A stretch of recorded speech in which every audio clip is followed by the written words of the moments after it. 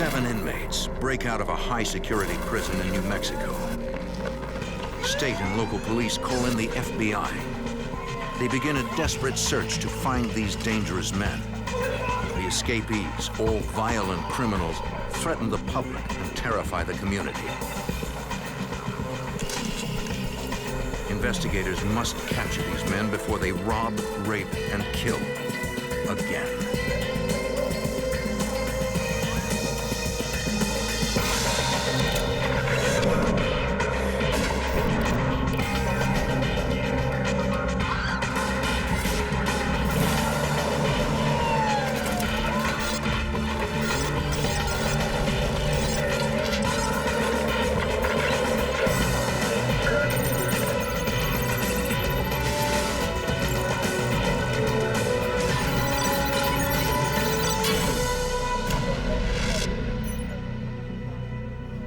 In 1987, the New Mexico Penitentiary housed hundreds of violent offenders, rapists, killers, men that juries put behind bars to protect society.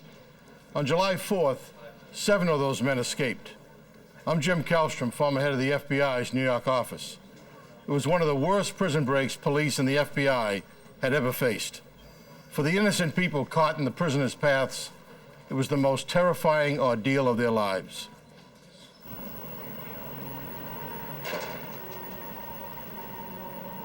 The North Unit at the Penitentiary of New Mexico outside Santa Fe is a Level 6 facility.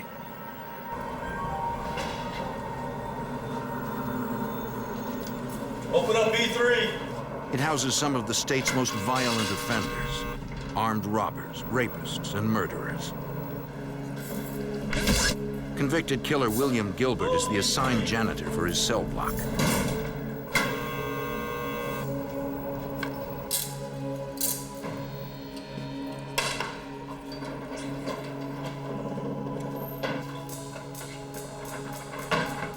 For Gilbert, July 4th, 1987 is Independence Day.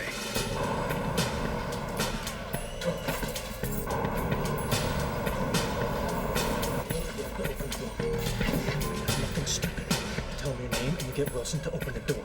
He forces his way into the control room. Get down! Get down! Don't do it! Come on! Move it! Get over here! Gilbert releases 6 other inmates.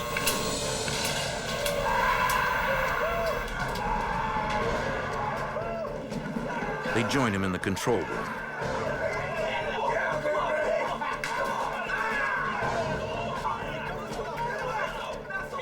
The inmates climb a ladder to an emergency hatch that leads to the roof.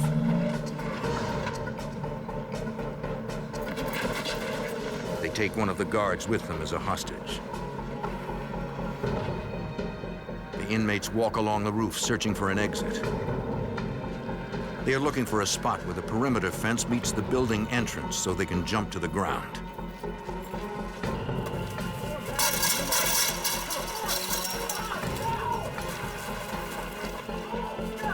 Once they get down, they handcuff the guard to a fence and disappear into the night.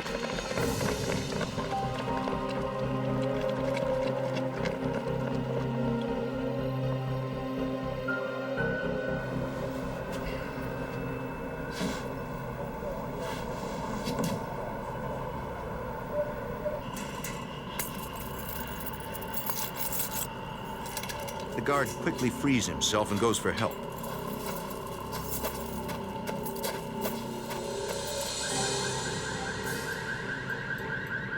Prison officials are stunned when they realize several dangerous inmates are now on the outside. Somehow, Gilbert got a gun inside the prison. He managed to get past the unit's security in less than 2 minutes.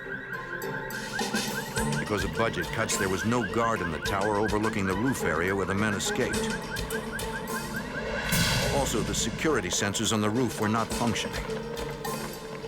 The prison officials have no idea if the inmates were aware of this or if they just got lucky. The prison goes into lockdown.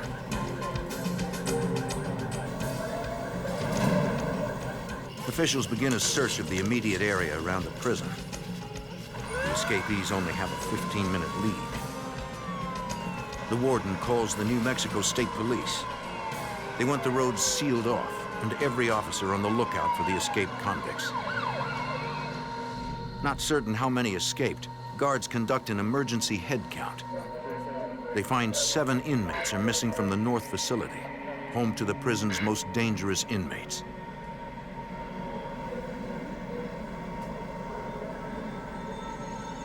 Next, the entire prison is searched to determine if any of the escapees are still hiding within the prison complex.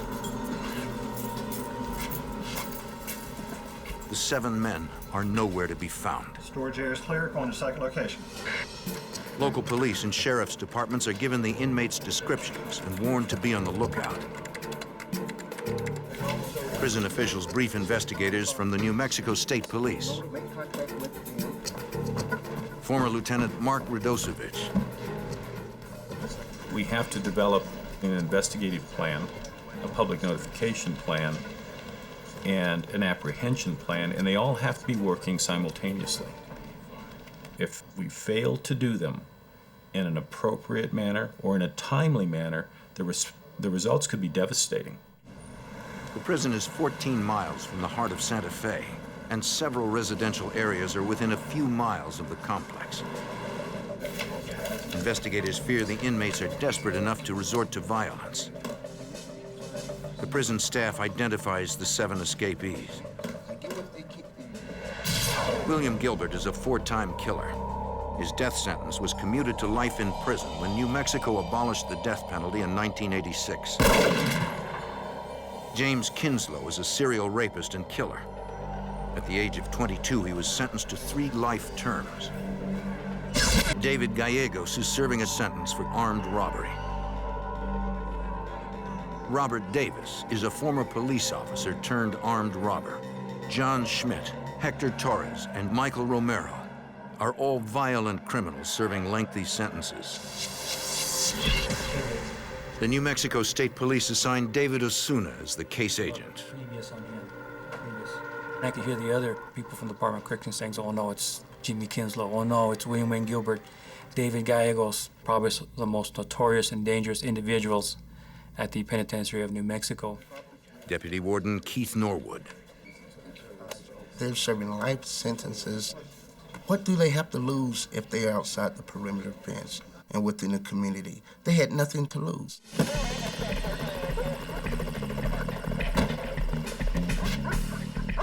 The time factor in catching an escapee is critical. You have 24, 48 hours to catch these individuals. After that, there's a good chance that they've gotten outside the perimeter. As minutes turn to hours, state and local police expand the search area to a 10-mile radius around the prison.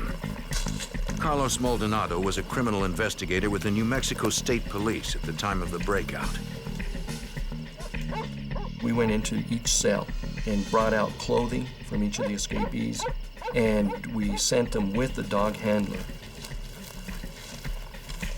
And they would go out in the perimeter of the facility and start seeing if they could pick up a trail. The immediate need was to apprehend and recapture these individuals before they used any sort of violence against our citizens.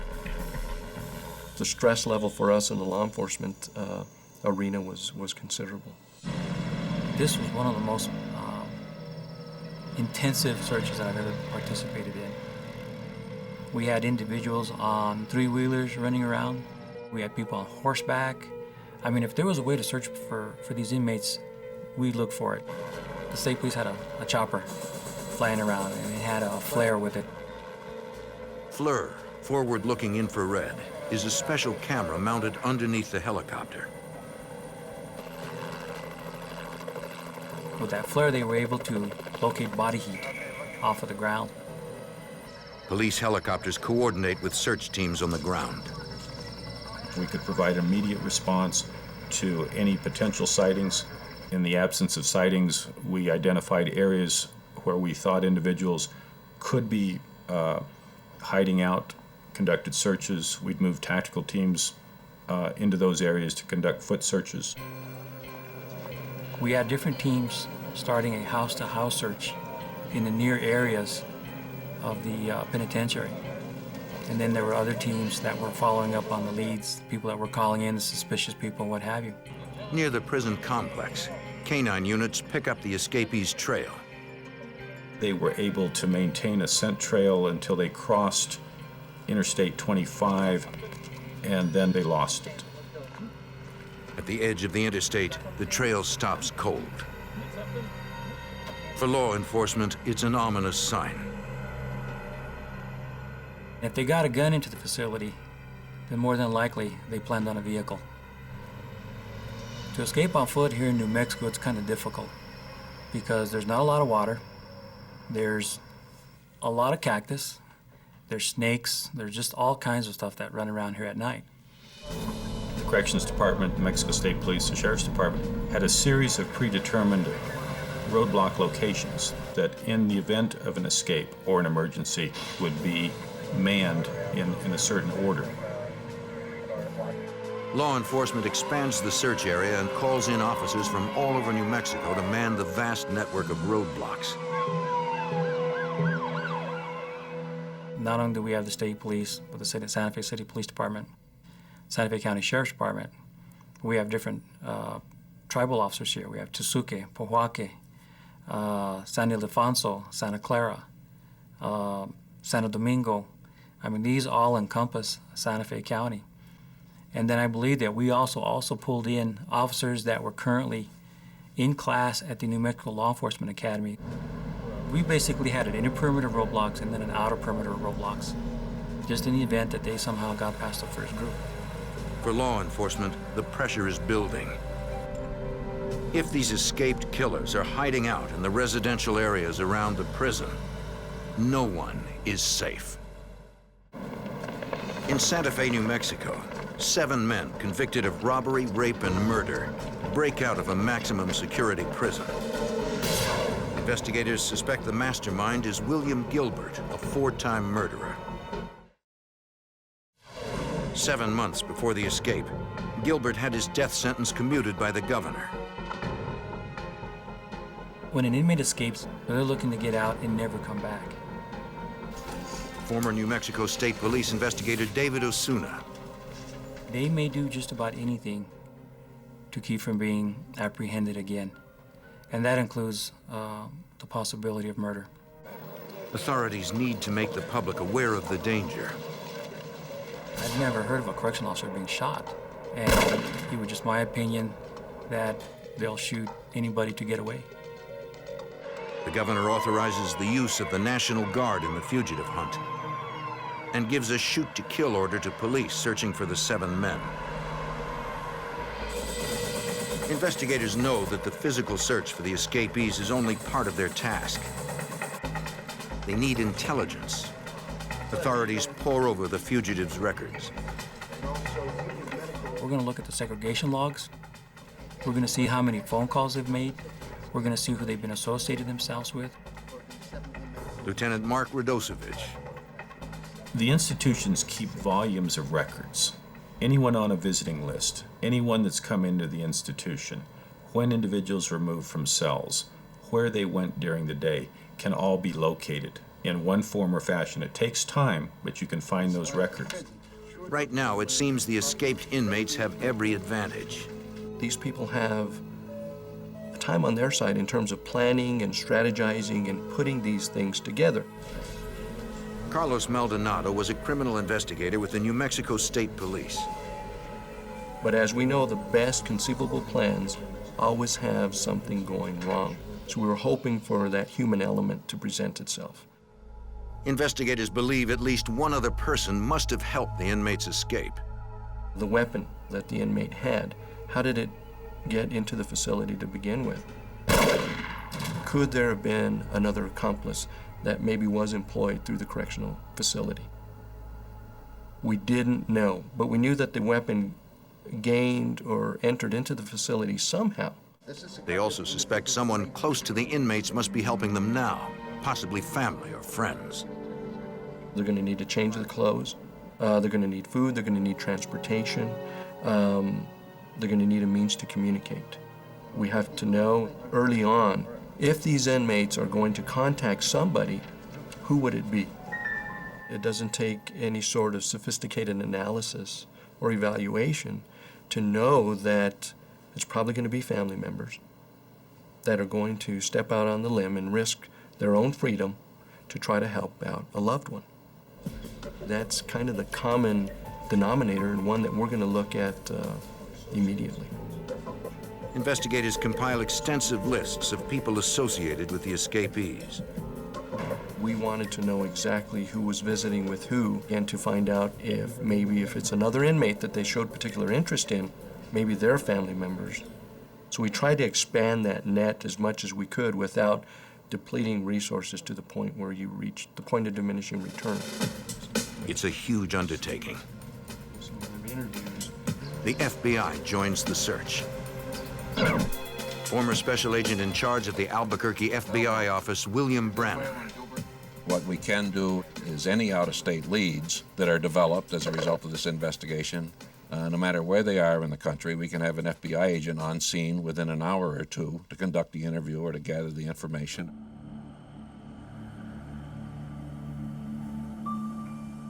At the prison, state police investigators question the inmates, but they have to do it carefully.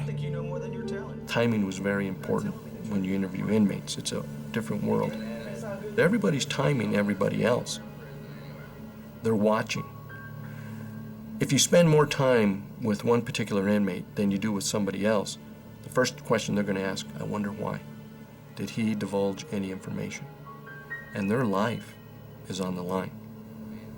We had a timer set up. The inmates would come in. We'd talk to them for 20 minutes, and regardless of where we were in the conversation, we'd send them back. The inmates of the North Unit say they were not aware of the escape plan. These guys kept that plan pretty confidential. And for inmates not to know what's going on, especially in their pod, that's pretty unusual. Investigators also question prison personnel. They learned that days before the breakout, guards confiscated copies of state police and prison radio codes from Robert Davis's cell. Hours after the escape, guards made another surprising discovery in Davis's cell.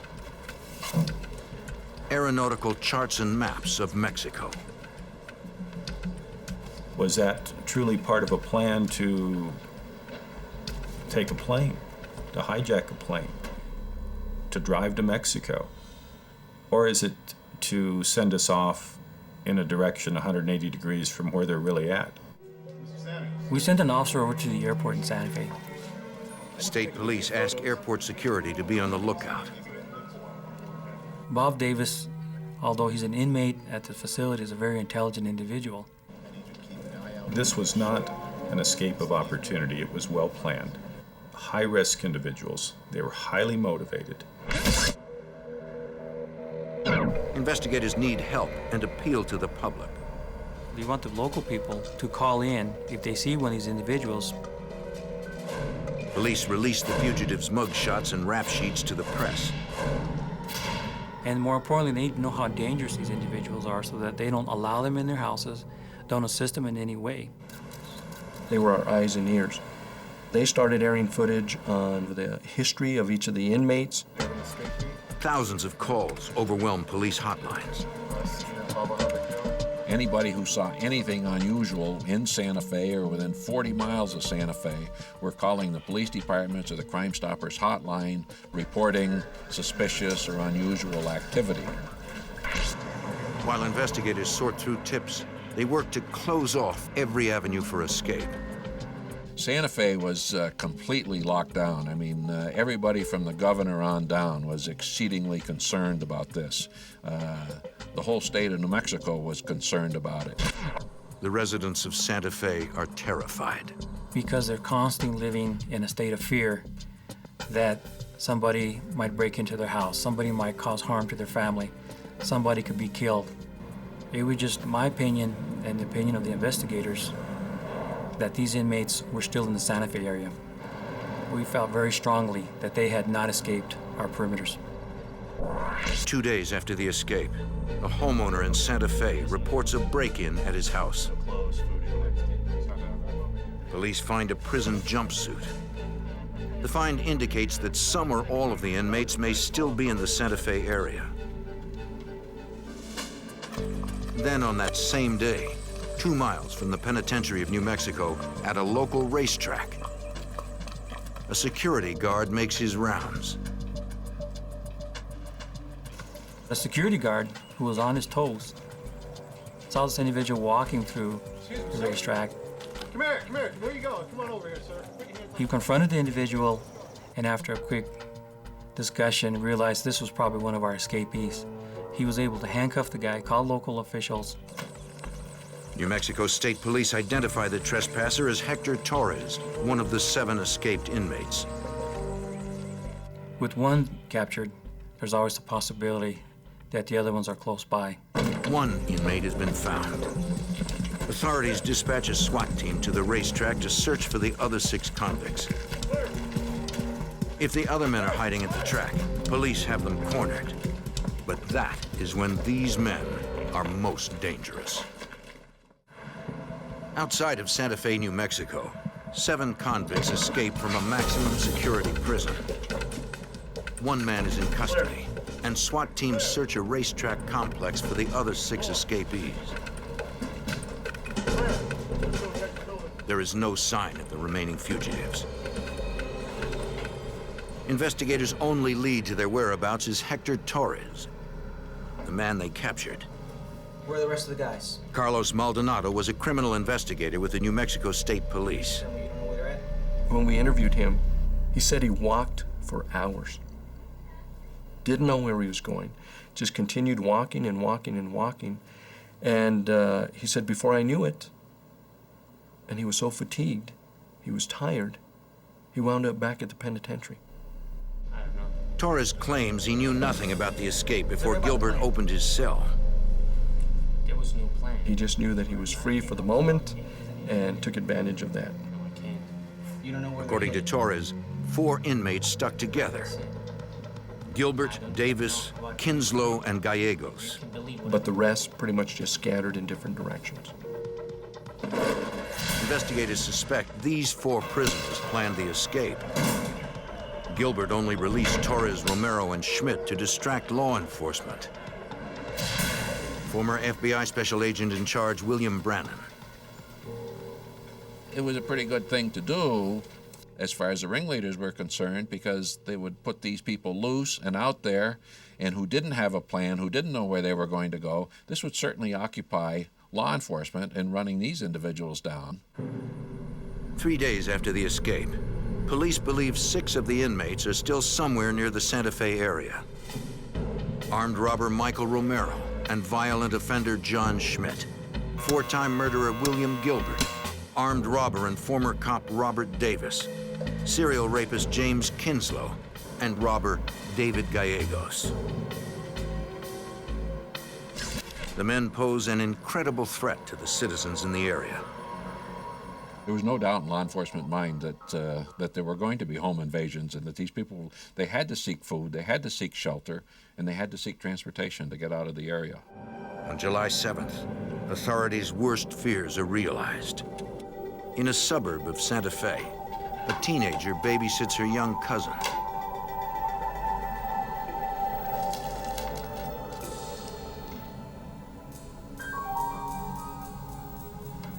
She looked out the window and saw a man coming to the house. She was so paranoid, as everybody was in Santa Fe. She was able to call the police to say that somebody suspicious was approaching. One of those guys is trying to break in. Oh no, he's trying to break into the window. Oh no, he's at the door. He's at the door. Please come, hurry. Put the phone down! Put the phone down! What do you want? I need something to eat. I need some food. I need some food. Come on. Incredibly, the intruder only steals a bag of bread, then flees. Police arrive quickly. Investigators ask the teenager if she can identify her attacker. Former New Mexico State Police investigator David Osuna. This young lady identified David Gallegos as one of the escapees who broke into her house. SWAT teams converge on the area. Law enforcement officers searched every home within a mile radius during that time looking for the escapees.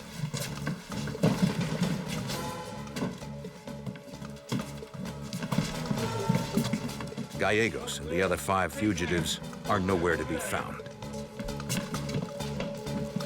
When you get a call like that, and the idea is that these inmates have broken into a home and they're taking clothes and food, that means they're trying to change their identity as an inmate.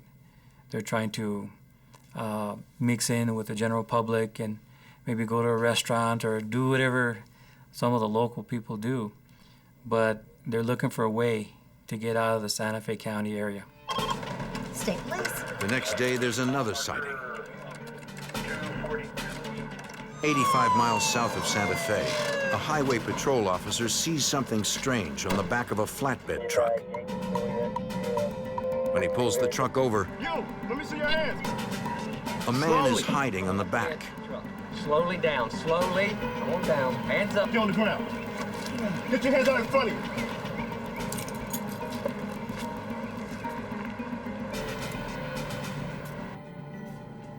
It is one of the escapees, former police officer turned armed robber, Robert Davis. All right, tell me about The New Mexico State Police questions Davis. what are you gonna do for me? The interview with Bob Davis was instrumental in breaking this case wide open.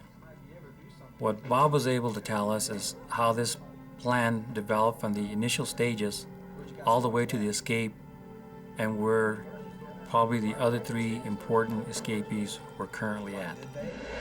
According to Davis, Gilbert, Kinslow, and Gallegos are hiding out together. As police suspected, a relative of David Gallegos is helping them. This relative was going to take him to a storage facility here in Santa Fe where they would be housed until the roadblocks were down, and then a relative of David Gallegos would once again meet them, bring them to Albuquerque, and they would make their escape all the way to California. Former New Mexico State Police Lieutenant Mark Radosevich. But I think there was a sense from the investigative team and the management team that the information wasn't exact, but it was credible. Based on Davis's statement that the men planned to cross state lines, New Mexico State Police contact the FBI. Ultimately, I think the FBI found that there was enough information that the individuals might have left the state of New Mexico, then giving them federal jurisdiction. The FBI decided to file an unlawful flight to avoid confinement complaint. This is called a UFAC complaint. The FBI's UFAC casts a dragnet across the nation. Agents around the country are now on the lookout for the convicts. The manhunt intensifies. In New Mexico, investigators turn their attention to trying to find the storage unit. According to Davis, it was rented under a fake name and address. Agents and police searched the records of every storage facility near the airport in Santa Fe. They checked the names and addresses in the files, all of which are valid. Let me give you my card. You do see The fact that we couldn't find Gilbert, Kinslow, or Gallegos indicated to us that they probably had some type of help and somebody was hiding them in the Santa Fe area. Agents and state police trying to find out who is helping the fugitives investigate the people closest to them. The FBI tracked them down, found their locations, determined what type of people they were, whether or not they could have been involved in assisting the people in the prison break, and we eliminated a lot of these people as probably not having been involved, but we came up with a handful who we thought might have been involved, and among them was Gallegos' brother-in-law. The different agents, including myself, found themselves in Albuquerque a lot, interviewing members of the David Gallegos family. According to Gallegos' brother-in-law, he has not been contacted by the fugitives. He has no idea where they are. Investigators suspect he is lying. Several more days go by. The roadblocks stay up. Hundreds of officers continue to search for the remaining 5 fugitives. Even if it's true that 3 of the escapees are on their way to California, 2 remain somewhere in the Santa Fe area. July 11th, 7 days since the breakout. A 17-year-old girl is house-sitting in an exclusive neighborhood. She has no idea she is not alone. 2 gunmen suddenly appear. They demand the teenager's car keys. Mark, you didn't hear nothing, you didn't see nothing. She notifies the Santa Fe police. As an officer responds to the scene, he spots 2 of the fugitives coming straight at him. 410 vehicle spotted in pursuit.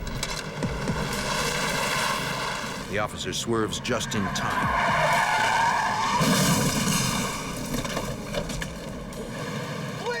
The fugitives aren't so lucky. You would think that both of them would get hurt and injured because it was a good crash. It wasn't just like a little fender bender. Michael Romero is captured, but Schmidt is able to run from the scene.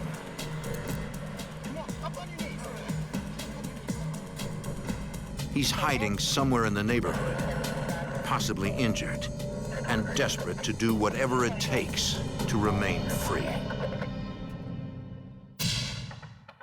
In New Mexico, 3 prison escapees have been recaptured. 4 are still on the run.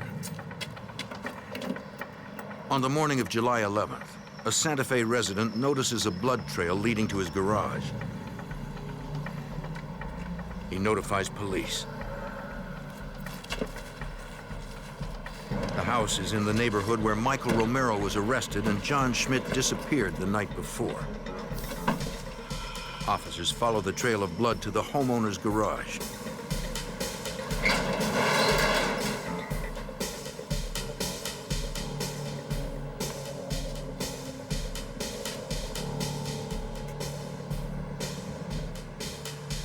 Put your hands where I can see them. There, they find John Schmidt.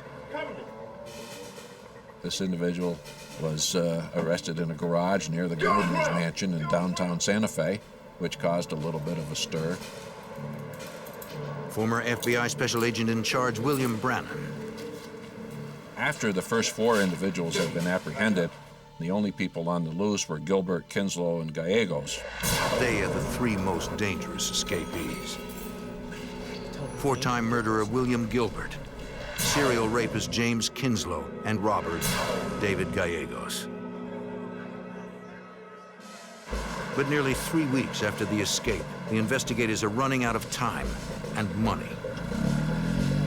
Not only had the main players not been caught, but now we were looking at a great expense in keeping these roadblocks up and using the manpower that were available. So finally, a command decision was made, pull the roadblocks. David Osuna of the New Mexico State Police questions Robert Davis again. Davis sticks to his story. He was insistent that they're here in Santa Fe and that they're at a storage shed. You know, and honestly, I believed him. Agents and police continue following the only lead they have. So please step behind the vehicle. They take another look at all the storage facilities in the Santa Fe area. We finally end up at this one storage facility off of Airport Road. All right, ready? Let's go. Now. Nothing. At this facility, investigators find that several people occupied one of the units for an extended period of time. Nothing. I didn't see anything. Investigators find a tiny hole drilled through the concrete wall of the storage unit. And they could actually see, although it was a very small hole, traffic going by, people going by and talking, what have you. Lieutenant Mark Radosevich. The agents did check that particular location repeatedly, went through the records, but there were some cards that had been inadvertently stored in another file cabinet that were not provided to the agents on any of their visits. Again, we were that close. The discovery of the storage unit confirms the agent's suspicions that the fugitives are receiving outside help. We felt that someone had to have contact with that group. investigators surveil the remaining fugitives' family members. Former New Mexico State Police criminal investigator Carlos Maldonado. We use a technique where it's not aggressive, but it's obvious surveillance. Where they look out the window, they know that you're parked out there. 37, go ahead. Yeah, he's on the move right now. And it's to raise the stress level so that hopefully mistakes are made. Agents set up PIN registers, a device that enables them to track the numbers of all incoming and outgoing calls on the phone lines of a select number of the fugitives' associates and family members. We had a PIN register installed on a particular individual, and on the 21st day, that individual received a call from a motel in Albuquerque, New Mexico. We sent an FBI agent and a state police agent to that motel. FBI agent. They show the desk clerk photos of the remaining fugitives. You have seen them before? Yeah, I have seen. The desk clerk recognizes the three men. She says they checked out of the hotel a few minutes ago. Did you notice what type of car they were driving? Police and FBI agents search the area. There is no sign of the fugitives. We recognized that Wayne Gilbert and Jimmy Kinslow and David Gales had probably left the state. We didn't get any more tips, no phone calls, no nothing. Investigators believe California is a likely destination.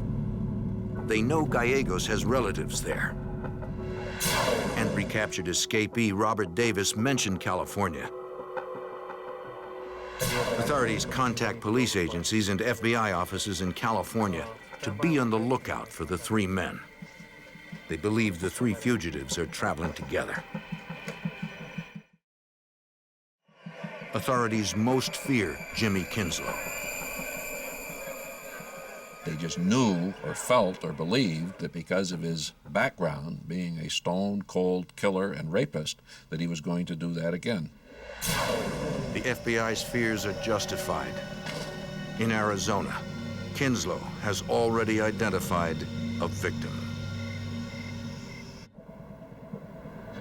7 inmates make a daring escape from prison. Only 3 escapees remain free. They are heading west, and 1 is taking hostages.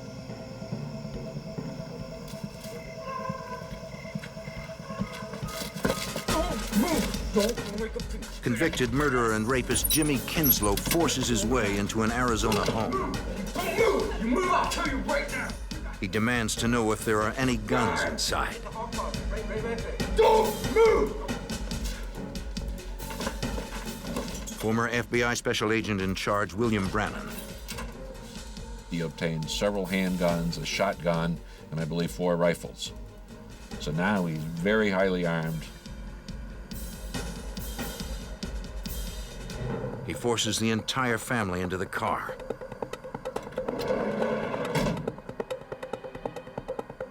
Kinslow orders the father to drive from Flagstaff to Barstow, California, a 350-mile trip. In Barstow, he holds the family hostage in a motel room. 3 hours later, he leaves the motel.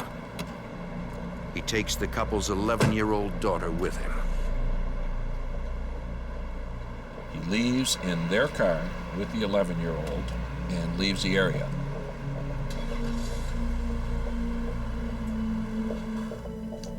The mother and father are able to free themselves from their being tied up. Go get the police, quick. Oh, hurry, please. They notify the Barstow Police Department. Barstow police immediately contact the FBI. He's got my little girl. The FBI responded to the area and began looking for the car that Kinslow was using. Former Special Agent in charge of the Los Angeles FBI office, Bucky Cox.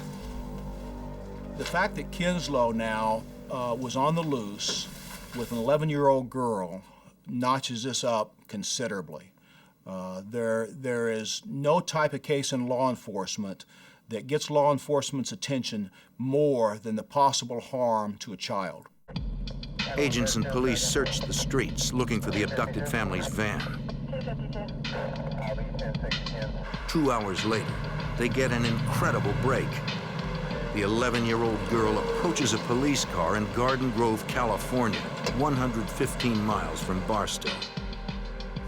All right, hold on a second. Step She back. tells the police officer she was abducted in Flagstaff, Arizona by an escaped convict along with the rest of her family. What's happening? The kidnapper drove her around for several hours before dropping her off behind a restaurant. And says to her, "You stay here. I'm going to come back. If you're gone, I'll find you." Well, as soon as he left, she disobeyed that order and walked out to the street and flagged down a patrol car. She gives police an accurate description of Jimmy Kinslow. According to the girl, the kidnapper is still driving her father's car. She tells them she overheard him making plans to meet friends at a trailer park somewhere nearby. Garden Grove police spread out and search the area looking for the abducted family's car. They quickly spot it. Garden Grove didn't approach that vehicle. They backed off of it to establish a surveillance to see if they could catch someone coming to that vehicle. They backed off in such a manner as not to tip anybody off that they were in the area and had any interest in that vehicle. An FBI SWAT team sets up a forward command post in a strip mall 2 blocks from the trailer park. We didn't want to be in a position where we could be observed by anyone who might be going to that vehicle or have anything to do with that vehicle. Garden Grove detectives maintain surveillance on the van. All of a sudden, an excited voice came across the radio. The lights are on in the van, and it's fired up. Meaning somebody had started the van, turned the lights on, and seconds later, the van is moving. It's rolling. Vehicle's about to move. It's backing up.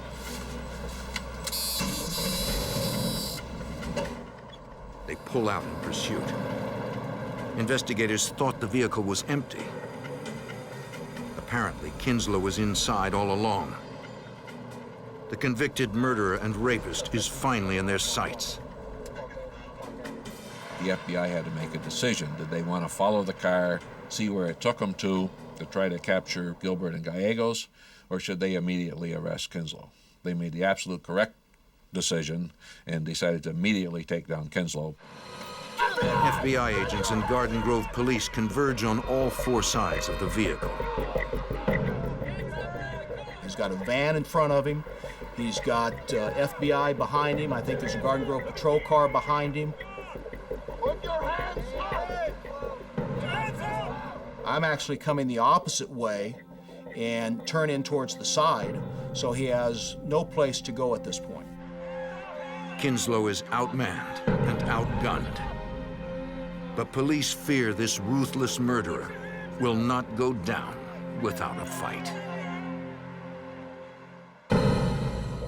In Garden Grove, California, agents and police have dangerous fugitive Jimmy Kinslow cornered. Investigators fear they are in for a fight. Let me see your hand! Jimmy Kinslow finally gives up. All right, down! Let's go! Get up! You have the right to remain silent. Anything you say can and will be used against you in a court of law. You have the right to have an attorney. You can't afford one. One will be appointed to you.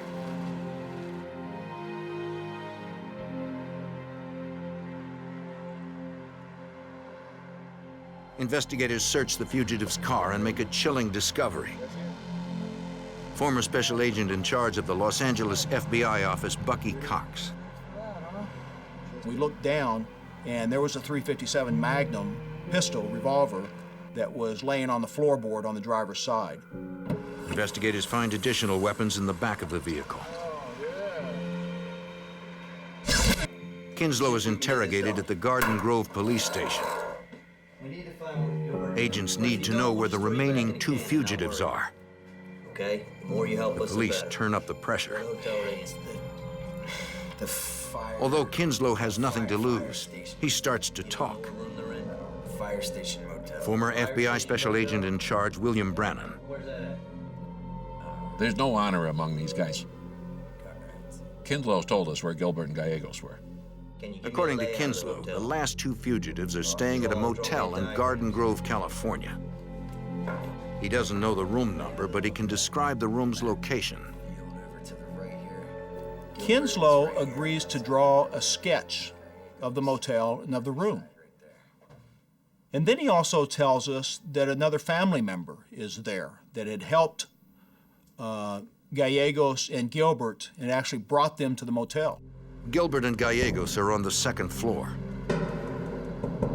The family member is in the room directly beneath them. From their command post 2 blocks from the motel, the FBI decides whether to raid the rooms. The fugitives are armed. They have nothing to lose. And the motel is full of innocent people. That's a sketch that I drew based on information the suspect. We could get, in law enforcement terms, burned. They'll spot us, and now we've got really a dangerous situation on our hands. Conversely, if we hit the wrong room, then it's going to wake up the whole neighborhood, and we've got a dangerous situation on our hands. So we weighed the options. It's a risky operation, but losing the fugitives is even riskier. The FBI decides to raid the motel rooms. All straight, ready to go. So here we had 2 separate rooms, one where the remaining 2 escapees from New Mexico are located, and the other one where the people who assisted or facilitated the escape are staying. Ready to go. Let's go. Let's do this thing. All right. So what we decided is we are going to do a SWAT entry on the room with the 2 fugitives, and we are going to do basically a knock and announce on the room down below as soon as the flashbang goes off. At 6:30 a.m., an FBI SWAT team forcibly enters room 243 at the motel. No knock was made. A device called a flashbang was thrown in. It immediately disorients whoever is in the room.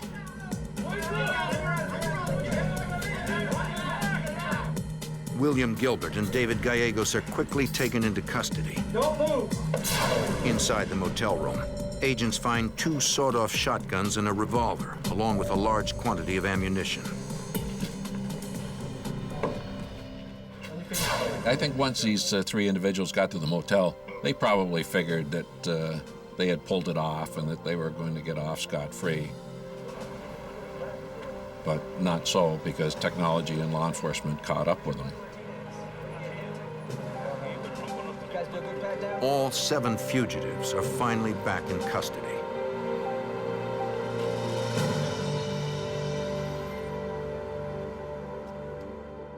It was an exhilarating experience when they were caught because the team had done their job. It was great.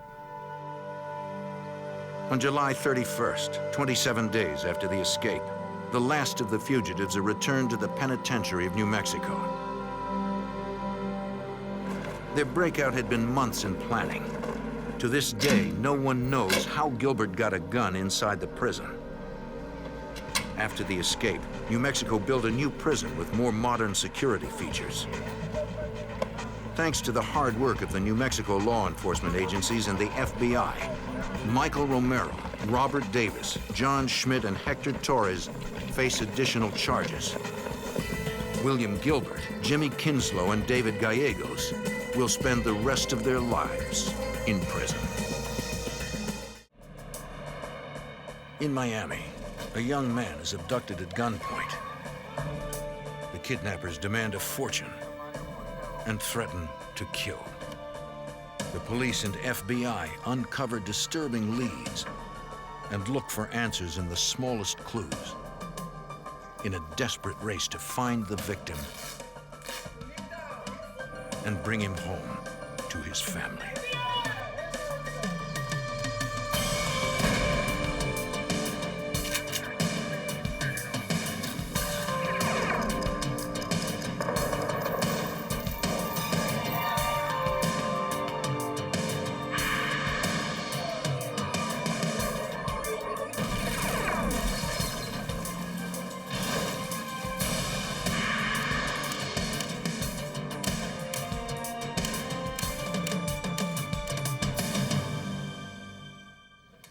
kidnapping can shatter a family, bringing terror and heartache without warning. In 1984, with the flash of a gun, an ordinary business transaction became a violent abduction. In seconds, the son of a wealthy Miami developer was gone. I'm Jim Kallstrom, former head of the FBI's New York office. The kidnapper's motivations seemed to be money, but agents would learn this case and its resolution were more complicated than anyone believed.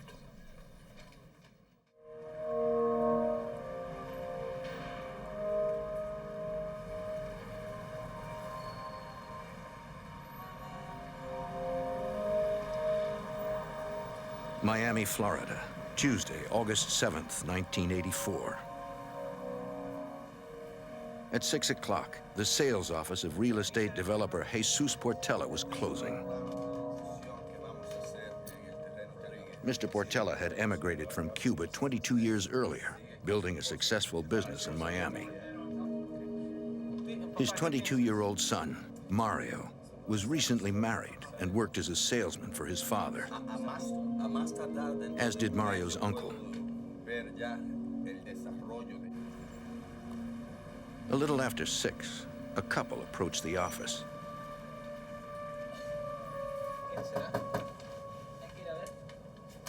Mario and his uncle went out to talk with them.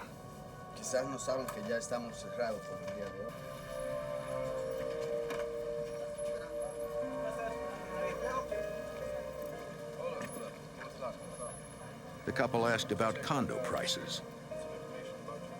The man seemed anxious as they spoke. The uncle explained that the office had closed. He asked them to return in the morning. At the couple's request, he went inside to get some brochures for them.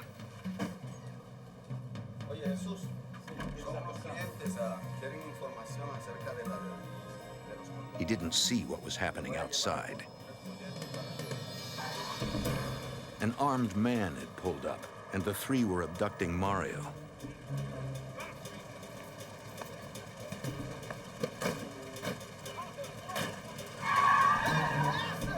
The uncle spotted temporary tags on the car, but only got the last 3 numbers.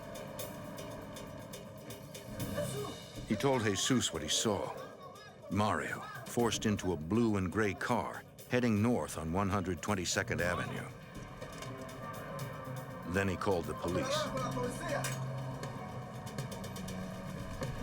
But Mario's father couldn't wait for the police to arrive. He went looking for his son.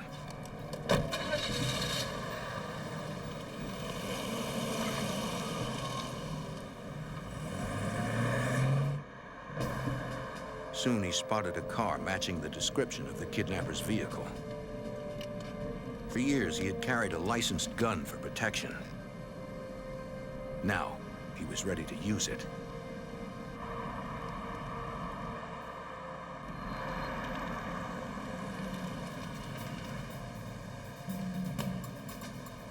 But it was the wrong car.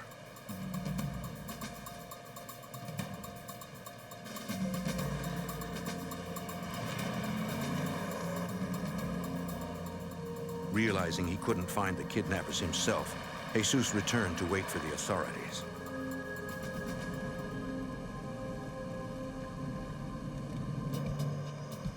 The Metro-Dade police responded to the kidnapping call. For Detective Alvaro Romero, abductions were not unusual in 1984. At that time, we were inundated with kidnappings. We had probably 1 kidnapping a month related to narcotics or drug-related kidnappings, where the victims would either be involved in drugs themselves or possibly family members were involved in drug dealings. But detectives quickly realized Mario's abduction was different.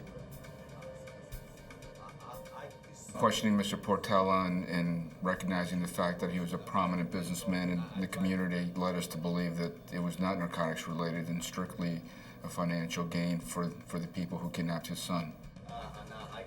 It meant anybody who knew of Mr. Portela's wealth could be a suspect. Hoping the kidnappers left some trace behind, crime scene technicians dusted the door for fingerprints.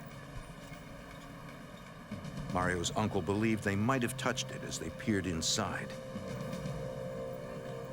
No usable prints were found. Less than an hour after the kidnapping, the phone rang. Hello? See? Speaking in Spanish, the caller asked for Mario. Mr. Portela didn't recognize the voice.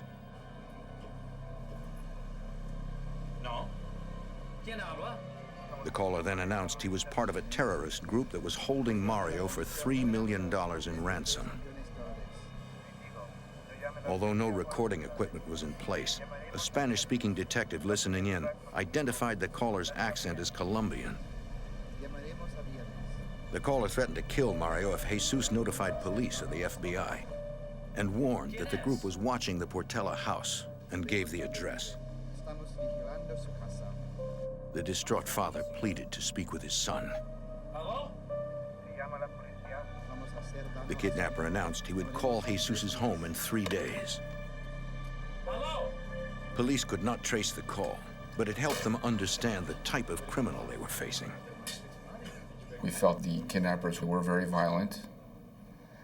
They took precautions as far as the phone calls that they were making, and they were very serious in their threats. They knew what they were doing, and we took them very seriously. As with any kidnap for ransom, Metro-Dade police called the Miami field office of the FBI for assistance, and the case went to Special Agent John Gill. The FBI was involved from the very onset. The very fact that a large ransom was demanded caused it to fall into the jurisdiction of what we call the Hobbs Act. The Hobbs Act makes extortion affecting interstate commerce a federal crime, and Mr. Portela's business reached across state lines. Agents from the FBI's reactive squad installed recording equipment on Mr. Portela's office and home phones and arranged to have all incoming calls traced. The next day, Special Agent Gill wanted to talk with Jesus Portela, but not at the trailer or at home. He asked Jesus to meet him at an empty garage. Agents watched the entrances and exits of the garage for any sign of the kidnappers, but did not see anyone. As far as they could tell, it was safe for Gill to question Mr. Portela. Portela. Yes. My name is John Gill. My credentials, sir. I have been assigned the administrator of this kidnapping case. The agent asked if Mr. Portela knew of anyone who had a grudge against him, or if he had ever been threatened. The worried father could think of only one minor incident. He said that 8 months earlier, a man and woman burst into his office. He knew the woman. Her name was Rose de Parias. She recently purchased a condominium from him and said she discovered her neighbor's payments were lower than hers. Mr. Portela explained that the difference was because the neighbor had obtained a better finance rate. It was between the buyer and the bank. The payments were not made to him at all. The financier had paid for the condominium, and he was out of the picture, so to speak. The two refused to accept the explanation. The man began threatening him, demanding that Portela refund the money. But there was nothing he could do. Before they left, Rose de Parias vowed she would get her money back, one way or another. Mr. Portela had reported the incident to police. And the police talked to this particular woman and explained to her the circumstances of financing and interest payment, and she apologized, and Mr. Portela just assumed that this had all gone away. Agents later tracked down Rose de Parias and learned she was living in another state during the kidnapping. When they confirmed her alibi, they ruled her out as a suspect. Investigators were getting worried. With each day that passes, the chances of finding a kidnapping victim alive drastically diminish. They hoped the kidnappers would call again. And the victim, If they did, the reactive squad was prepared, having wired Jesus Portella's home and office with telephone tap and trace equipment. Meet at his office, right? All right, I'll be there. Special Agent Gil Orantia and other investigators needed to be there to monitor the calls and run the equipment. But getting into the home unseen would be tricky.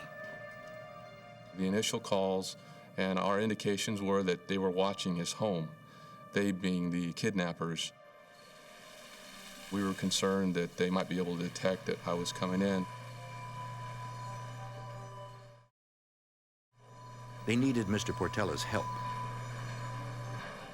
I was crouched in the back seat as we drove to his home. We went into the garage and then we went into the house. We wanted to be able to record the phone calls and be able to capture everything that was said to him regarding any ransom demands. Agents and Metro-Dade detectives would take shifts, staying with the Portella family 24 hours a day. They briefed Jesus on how to handle the calls. He would be the lead in the effort to get his son back. One of the things early on, obviously, was to determine if he's even alive or not. And we discussed with Mr. Portella some of the things that he could ask the kidnappers, which only Mario Portella would know, proof of life questions, if you would, that could come back to us to verify, yes, we know he's alive.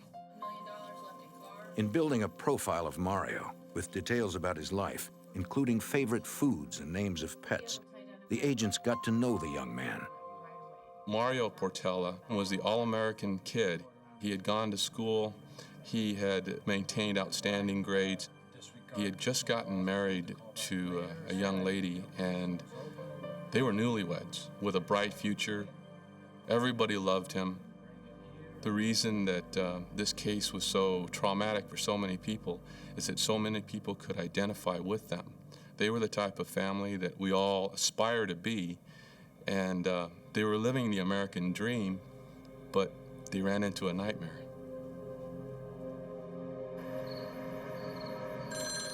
As promised, the kidnappers called 3 days after the abduction.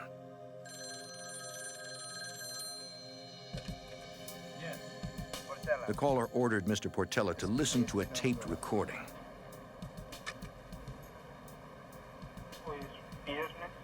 The voice on the tape was Mario.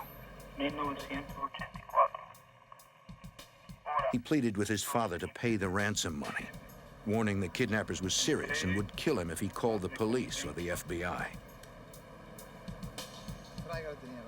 Jesus told the caller he had discreetly begun the process of securing the money from his bank. Agents reminded Mr. Portella to ask the proof of life questions, including what Mario's nickname was as a child and the name of the dog his wife used to have. The man agreed to call back with the answers. Mr. Portella had kept him on the line long enough for agents to trace the call to a Miami payphone. But the caller had gone before surveillance units arrived.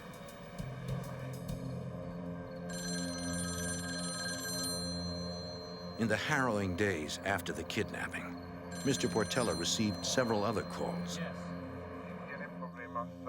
Speaking in Spanish, a different man talked vaguely and mysteriously of a business proposition apparently unrelated to the abduction. The demeanor of Mr. Portella at the time was, I really don't have time to talk to you about business because I have other problems. This individual indicated on several calls that he, in fact, was a person that could help solve the problems. His persistence in trying to communicate his involvement in whatever Mr. Portella's problem was caused us to be highly suspicious that somehow he was playing a role or a part in the kidnapping or the ransom demands. Jesus kept the man on the line, and investigators pinpointed the source of the call. It was coming from the same area as the kidnapper's earlier call. Surveillance units made it to the scene in time to spot the person on the phone. They followed him to a fast food restaurant, where he emerged with a takeout bag. From their biographical profile of Mario, investigators knew the restaurant's burgers were his favorite. They then followed the man to an apartment complex, where his behavior was even more suspicious. When he took the hamburgers to an apartment and delivered them through the door, having no conversation with the recipient, and this was the brand of hamburgers that Mario and his father fancied, yes, at that point we were suspicious that perhaps Mario was being held at that location. The SWAT team responded and set up outside the apartment. The clock was ticking. They needed to find Mario. In Miami, the FBI and Metro-Dade police were trying to find Mario Portela and whoever kidnapped him. Their first good lead brought them to a Miami apartment where they believed the kidnappers might be holding Mario. The SWAT team quickly secured the apartment and searched each of its rooms. But Mario was not there. It had been a false lead for FBI Special Agent John Gill.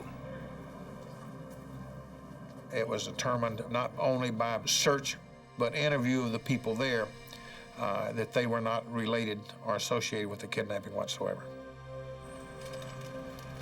Interviewing the caller, agents determined he knew nothing of the abduction and was merely trying to get work with Mr. Portela's company. Investigators again were forced to wait for the kidnappers to make the next move.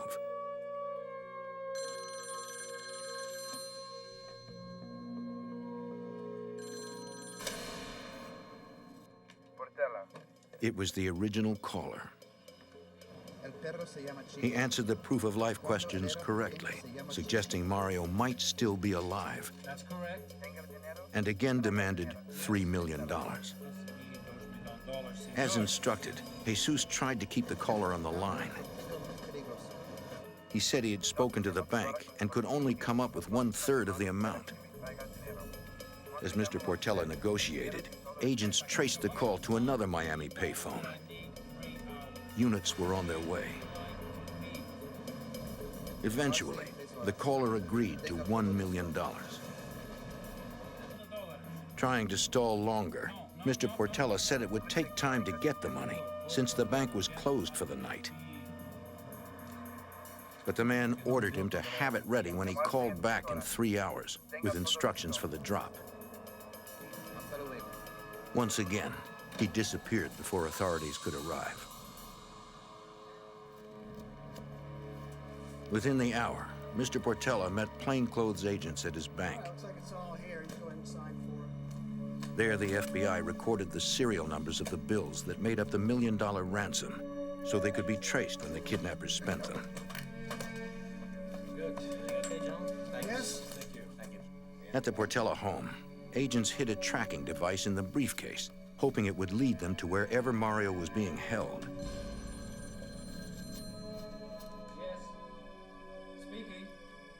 The kidnappers called on schedule and gave Mr. Portela directions for the ransom drop.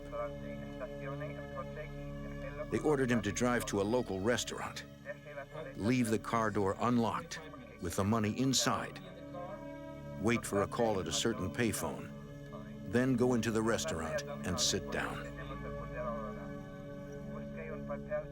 The caller warned Jesus to go alone.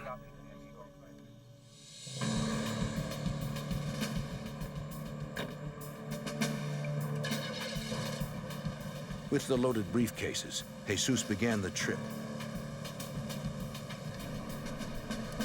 It took less than half an hour, but to the worried father, it must have seemed an eternity.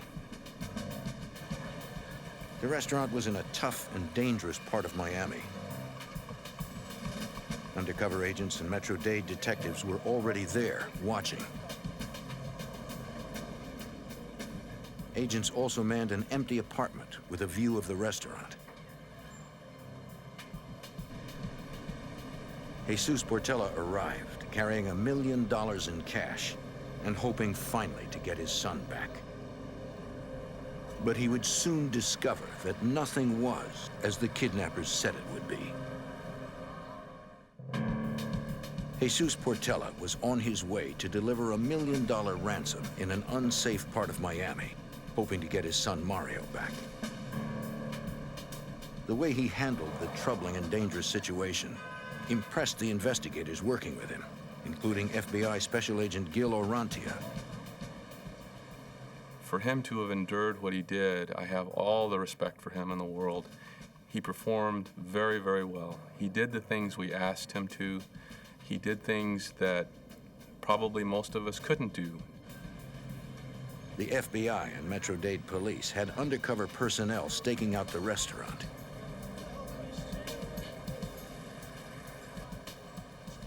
But the place was closed, and Jesus began to wonder if it was a setup.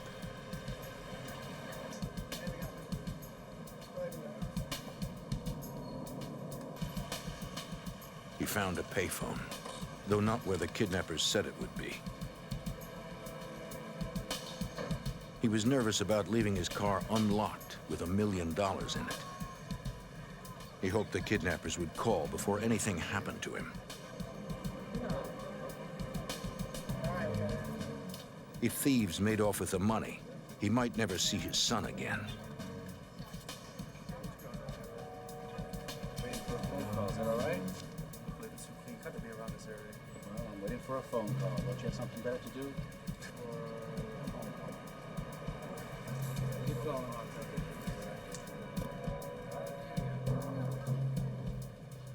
Though he waited, the phone call never came. Eventually, Jesus had to leave with the ransom money, but without Mario.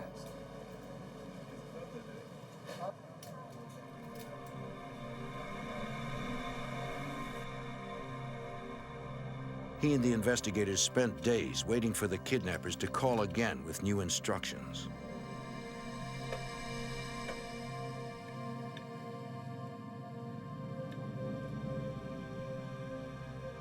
There were no ransom calls that came after the drop failed.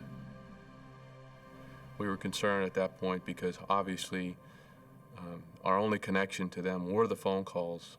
That was our connection to the bad guys. That was our ability to do something about what they were doing. And when they stopped calling, we became very worried. Although the kidnappers were not leaving new clues with ransom calls, older clues were beginning to pay off. FBI Special Agent John Hanlon was trying to find the car used in Mario's abduction. It was an older blue and gray four-door Chevrolet sedan and had temporary dealer tags, which were not in DMV databases at the time. And of course, with a paper tag, it can't be traced, so the car looks perfectly legitimate and doesn't draw the attention of law enforcement. Hanlon knew used car dealerships sometimes illegally rented cars that were for sale, placing temporary tags on them. He began phoning every dealership in the area. The time-consuming work paid off when Hanlon spoke to a clerk at one dealership in Miami. I asked her, "You rent any old cars?" And she said, "Sure, you know, and any old with paper tags?" And she said, "Yeah." And I said, "Any old Chevys?" She said, "Yeah." I asked her, I said, "Any blue and gray ones?" She said, "Yeah." I says, "Where is it?" She says, "It's here." And I said, "Well, when was it rented?" And she says, August the 7th. And I'm thinking, oh my God. August 7th was the day of the kidnapping. When agents discovered the car had been returned the next day, they impounded it to have it searched for evidence.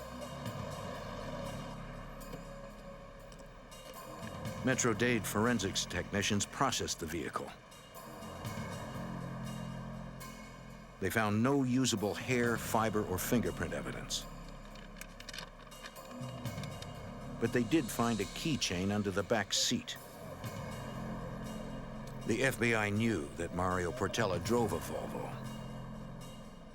So we barreled back over there, picked up the keys. We showed them to the family members. Of course, they identified them. It also fit his automobile, and we took it by the house, and the house key fit his home. It meant that vehicle was most likely used to abduct Mario Portela. Checking records, agents learned a woman named Julita de Parias had rented the car. The clerk at the dealership said the woman came in with a man she said was her brother. Hanlon requested driver's license photos of Julita de Parias and her siblings. 9 days after the abduction, Hanlon met with the clerk who had rented out the car, showing her a photo lineup that included a picture of Julita de Parias, along with several decoy pictures. The clerk identified Julita de Parias immediately. Are you sure? Positive. Okay, let me ask you, would you look at it? I mean, you have seen this individual before, I'd like you to take a look at it. The clerk also identified the man who was with her. It was Julita's brother, Julio. Agents were familiar with the De Parias name. They remembered Rose De Parias was the woman who had had the dispute with Mr. Portela the previous year. Julita was Rose's sister. They now believed Julio De Parias was the man who accompanied Rose and threatened Jesus. Although the FBI still ruled out any involvement by Rose De Parias, her siblings were now prime suspects. Once we had good suspects in this investigation, we put surveillance on some of the members in an attempt to gather more evidence. The FBI noticed an unidentified man usually accompanied Julita. The couple seemed to be romantically involved. It had been 10 days since the abduction. Agents hoped the suspects would lead them to Mario Portela. They needed to question them, but doing so would alert any accomplices and put Mario's life at risk. We couldn't exactly jump them at that moment because we were trying to rescue this young man. That was our primary objective, to get this young man back to his family. So we continued to watch them. The FBI and Metro-Dade's surveillance effort included air and ground units. But the suspects seemed to be wary of a tail. They were very erratic and paranoid in their behavior. Their driving would go in one direction and make a U-turn and go in another direction and then go through a parking lot and then in another direction, which was very taxing on our ability to surveil, in as much as you only have a limited number of automobiles to conduct a surveillance, and when you're passing by the same subject 3 and 4 times in the course of one trip, the chances of being identified as a surveilling vehicle are great. The suspects' counter-surveillance techniques worked. Following them exhausted the helicopter's fuel supply, forcing agents to turn back. Ground units tried to remain undetected and keep the suspects in sight, but soon they lost them. It was a difficult blow to the investigation. 3 days later, and 25 miles north of Miami, in the town of Davie, Florida, 2 teenagers were walking in a field when they made a grim discovery that would provide terrible answers to a family hoping for the best. 13 days after Mario Portela was kidnapped, teenagers discovered a body in Davie, Florida, 25 miles north of Miami. Davie police realized it was a murder. The man's head was completely wrapped with duct tape. Detective Ed Taylor faced the challenge of identifying the victim. All we knew at that time was it was a male. We didn't know how old he was because his entire head had been taped. His hands had been taped behind his back and his ankles had been taped together as well. So at the scene, we really didn't have very much information as to the identity of the victim or how old he was or anything of that nature.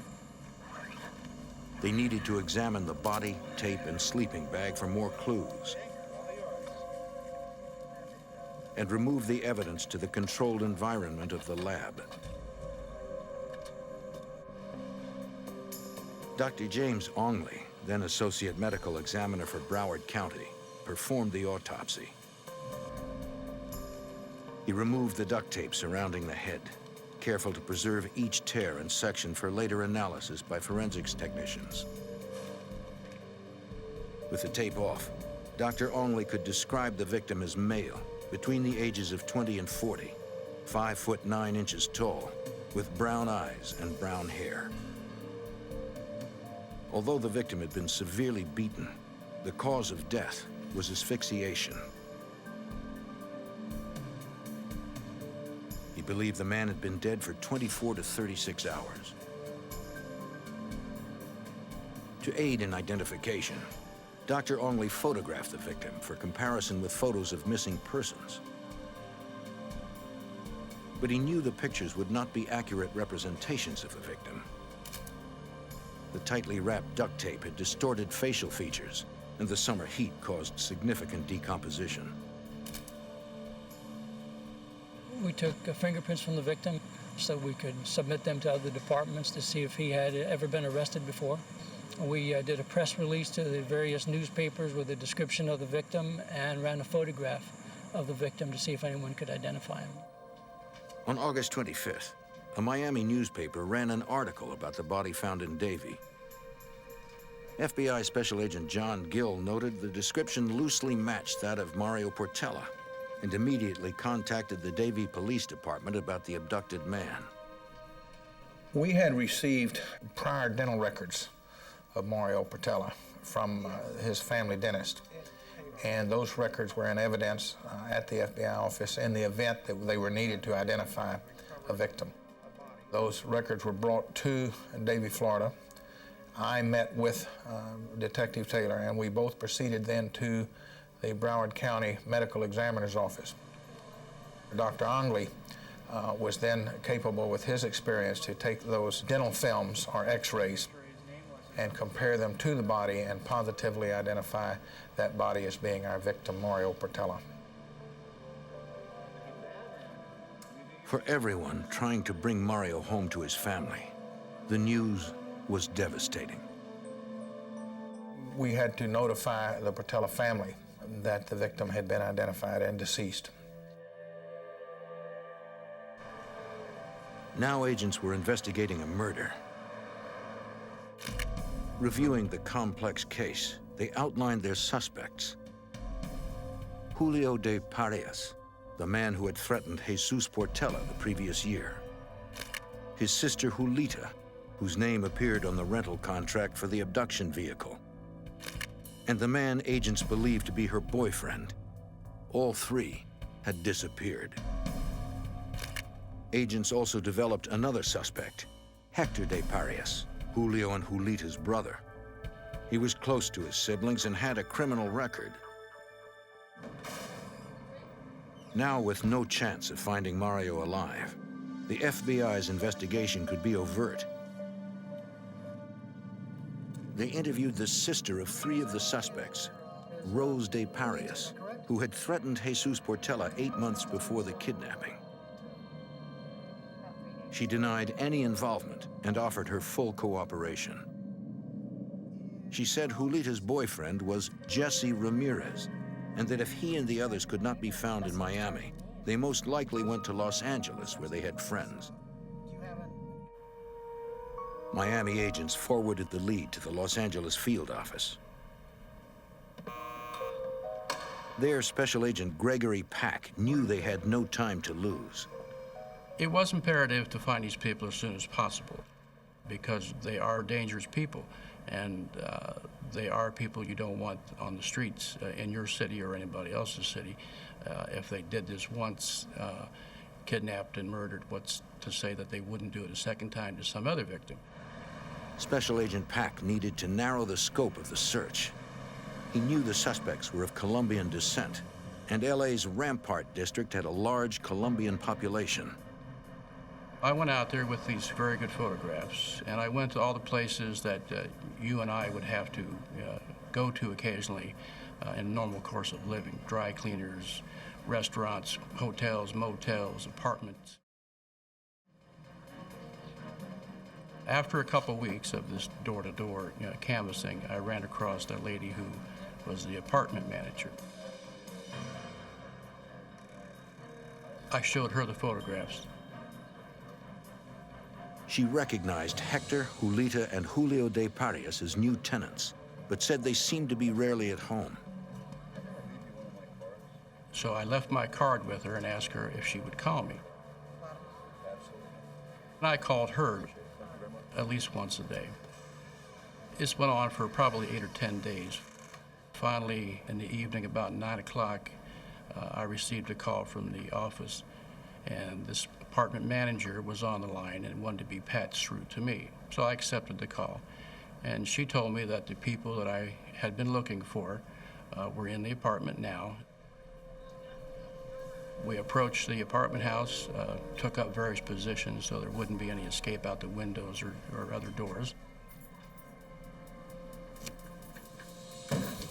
And as we ran in the front door, there was a gentleman pointing a revolver at us. So we tackled him, wrestled the gun from him, took him into custody, and then there was another person there.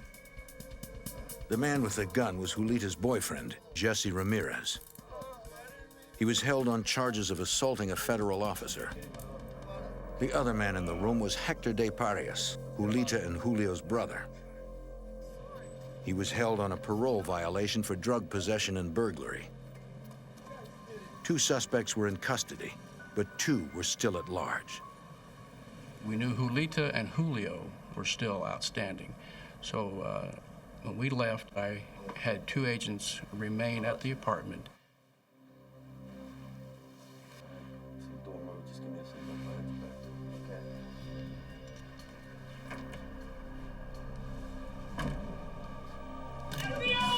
Several hours later, Julita came back. She was taken into custody, and then she was brought down to FBI headquarters in Los Angeles. Agents waited for Julio de Parias, but he never showed. The case agent in Miami, John Gill, learned of the arrests.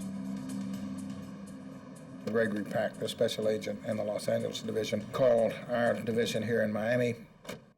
I was immediately on an airplane the morning of the telephone call, met with Agent Pack at approximately 3 o'clock in the afternoon in Los Angeles, where I briefed him on our experience and knowledge of the case. Jesse Ramirez and Julita de Parias refused to talk to investigators. But Special Agent Gill and Davie, Florida Police Detective Ed Taylor had more success with Hector de Parias. They needed his help to find the 4th suspect, Julio de Parias. And they needed to know the details of Mario Portella's last days. On September 24th, 1984, the FBI apprehended 3 suspects in the kidnapping and murder of Mario Portella. But a 4th suspect, Julio de Parias, was still at large. Only one of the 3 in custody, Hector de Parias, agreed to talk. Still, he was evasive at first, and investigators caught him in several lies. Davie Police Detective Ed Taylor and FBI Special Agent John Gill decided on the soft approach to get the truth. We befriended him in this style of interrogation, realizing that the potential was there to develop trust and cause him to, in a sense, confess. So that we know on the second day of interrogation, he became cooperative to the point that he was right on the edge of divulging his criminality. Tell me, Hector. As he became more trustful of Mr. Taylor and I, he advised us that, yes, he would cooperate and divulge details. He was not involved in the abduction, but several days after the abduction, Mario was being held captive in an apartment. The brother, sister, and the sister's paramour discovered that maintaining guard on a kidnapped victim is a lot of trouble, and they needed help. And they knew that Hector was available, that he was unemployed, and that he was addicted to marijuana, could not get a job, and in fact would jump at an opportunity to participate in a venture with financial gain. So they solicited his help to watch a victim, as he put it. According to Hector, the motive for the kidnapping was actually revenge. Julio de Parias felt humiliated that he could not force Mr. Portela to refund his sister's money after she purchased her condominium. Hector said that after several days, his brother Julio and Jesse Ramirez worried about getting caught and gave up on trying for a ransom. They decided they had to get rid of the only link to them, Mario Portela.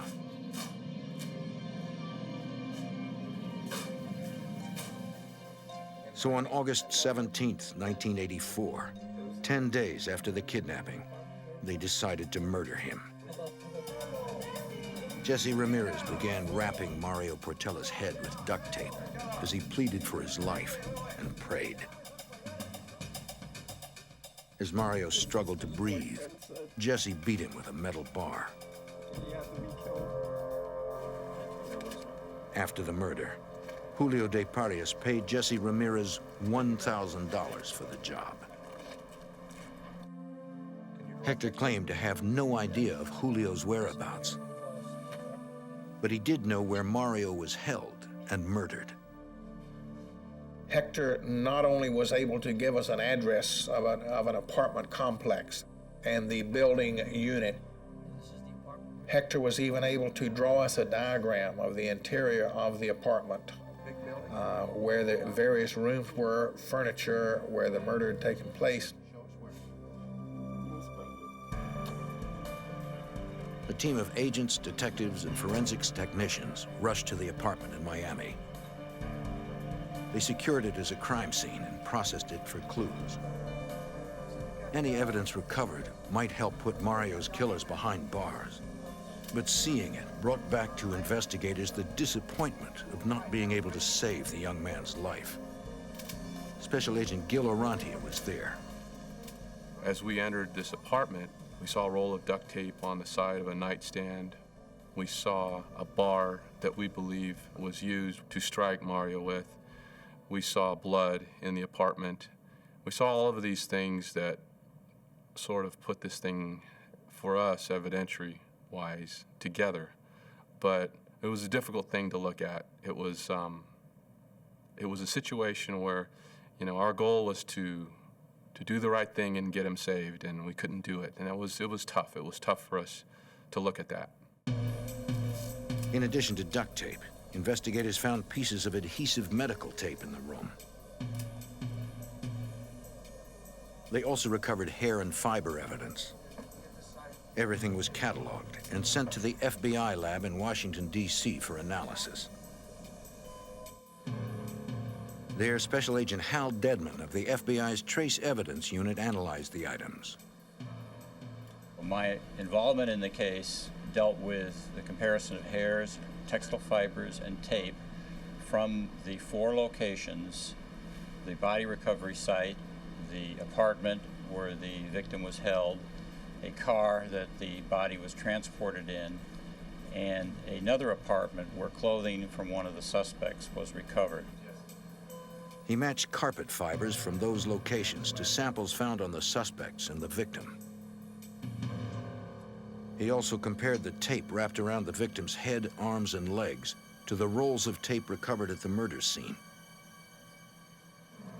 If you have 2 pieces of tape that were once original or adjoining sections of the same piece of tape, and that tape is torn, the yarns are not all going to have the same appearance, they're not going to have the same length. You'll have short pieces and long pieces. And you can fit these pieces of tape together much like you'd fit pieces together in a jigsaw puzzle. Special Agent Dedman determined the tear on the roll of tape from the apartment was a perfect fit with a piece of tape recovered from the victim's head.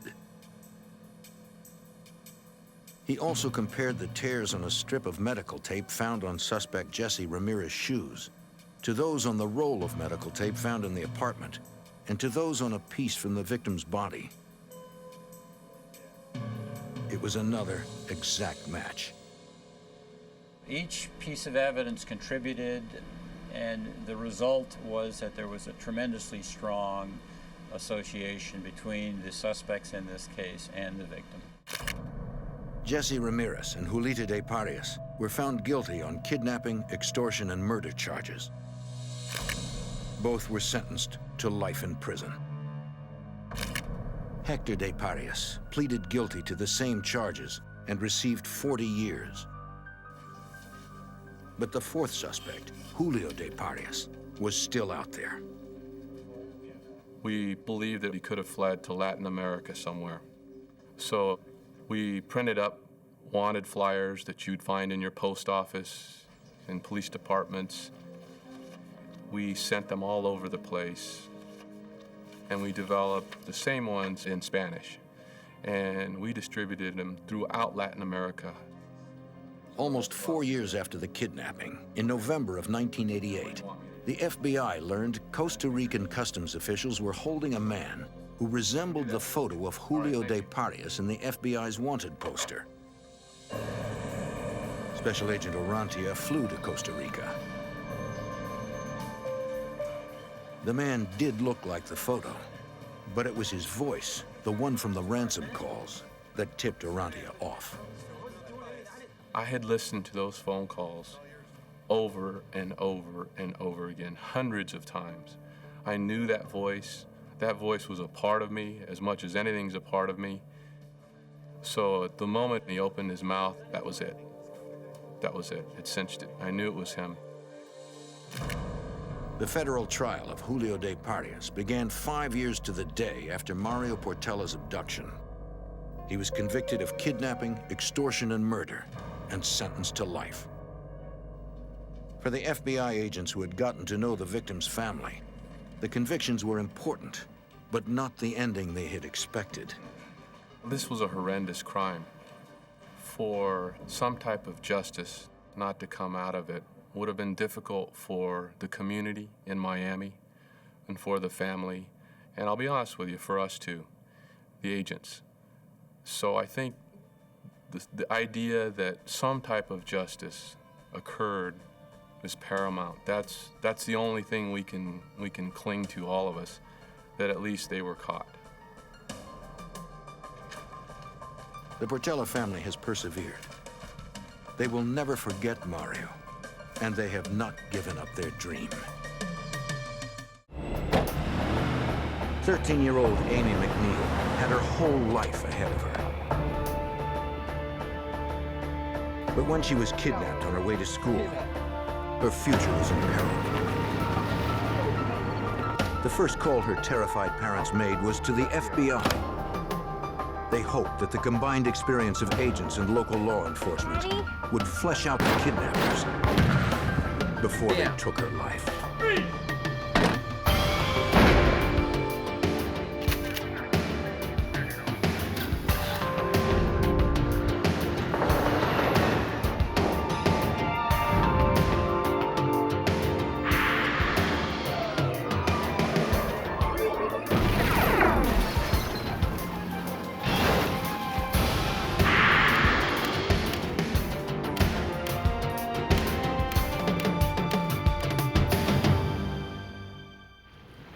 Wealth has its rewards, but it also brings its dangers. Kidnapping is one of them. No ordeal is more horrifying for a family than to have a child taken. I'm Jim Kallstrom, former head of the FBI's New York office. Kidnapping cases are among the most challenging for law enforcement, who often must remain out of sight, yet close at hand, ready to move in at a moment's notice.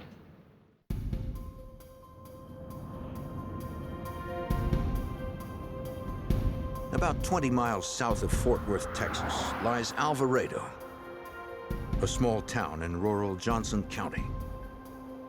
A few wealthy residents found Alvarado a safe haven away from the state's urban centers. The McNeils were among them. They lived as one of the area's most prominent families, partly from the return that Mr. McNeil made by selling an early design of the handheld calculator. At 7:15 a.m. on Friday, January 11th, 1985, they began their day having breakfast together, as was their usual routine. Amy! Afterwards, their teenage son would drive himself and his 13-year-old sister, Amy, to school. Please be careful out there today. Come on. Bye, Amy. On the way, Amy and her brothers stopped to pick up their cousin as well. He and his family lived in a separate house on the McNeil estate.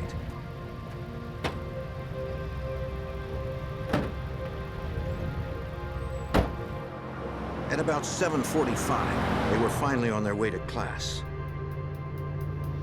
Then, from behind an abandoned truck, a sedan pulled out across the road, forcing the teenagers' Jeep off to the side. A gunman jumped out of the car and approached the Jeep. He demanded that Amy get into the sedan. The blonde-haired man warned her brother not to contact the authorities. He would call the family in a short while with his demands.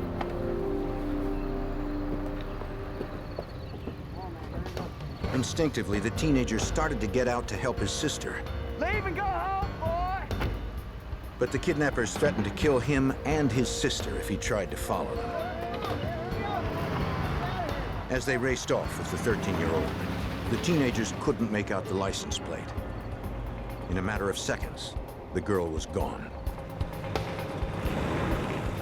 They turned around and sped home. The boys told the McNeils what had happened and repeated the kidnappers' warning not to contact the authorities. They pulled us over and they had guns. And if you told the police that they'd kill her. Mr. McNeil ignored the demand and called the FBI field office in nearby Fort Worth. Give me the FBI. Former FBI Special Agent Clint Brown, a 30-year veteran, understood that when a kidnapping occurs, every second counts. Hello, this is Clint Brown. I worked many kidnapping cases, and in not a single case did the subject get away with it. The number one goal in all cases like this is the safe return of the victim. All activities, all actions are all geared toward not doing anything to endanger the safety of the person who's been kidnapped. The FBI's first task was to set up a recorder on the family's phone. By capturing the kidnapper's voice, they hoped to identify him or the place he was calling from. The FBI also informed the local phone company to be prepared to trace any incoming calls. Agents instructed the father on how to handle the call. He needed to insist on proof from the kidnappers that his daughter was still alive. Expect a call to come in today. So you probably want to look for a The fact that they had worn no disguises disturbed former Johnson County Sheriff Eddie Boggs, who called in the Texas Rangers moments after he arrived. How about that one over there? The kidnappers hadn't tried to conceal who they were at all. They just, as we call it, they just barefaced them, just no mask, no disguises, anything. That means there's not going to be a victim around telling who they are and what they look like. They're going to kill them. What is this? Uncovering the kidnappers' identities might prevent that. Using an identikit that included hundreds of facial features, investigators worked with Amy's brother and cousin, building a composite of the man who held the shotgun. The teenagers had never seen the man with the stringy blonde hair before. They also provided a description of the kidnapper's car. It seems like the people who engage in this are people of questionable and limited mental capacity, and very often they have, I guess what you might say, delusions based on drug use. Very often, you know, the need to get money to promote their drug habits or what drives them, and so we have that being a motive for the kidnappings very much, and that certainly impairs their ability to think or plan or pull this off successfully. At 10 a.m., over 2 hours after Amy had been abducted, the phone finally rang. Hello? It was one of her kidnappers. Yeah. Did your son tell you I had your daughter? The man demanded a $100,000 ransom. Yeah. Half was to be in $100 bills, the other half in smaller denominations. None of it could be sequenced. As instructed, Amy's father pleaded to speak to his daughter, but the kidnapper refused.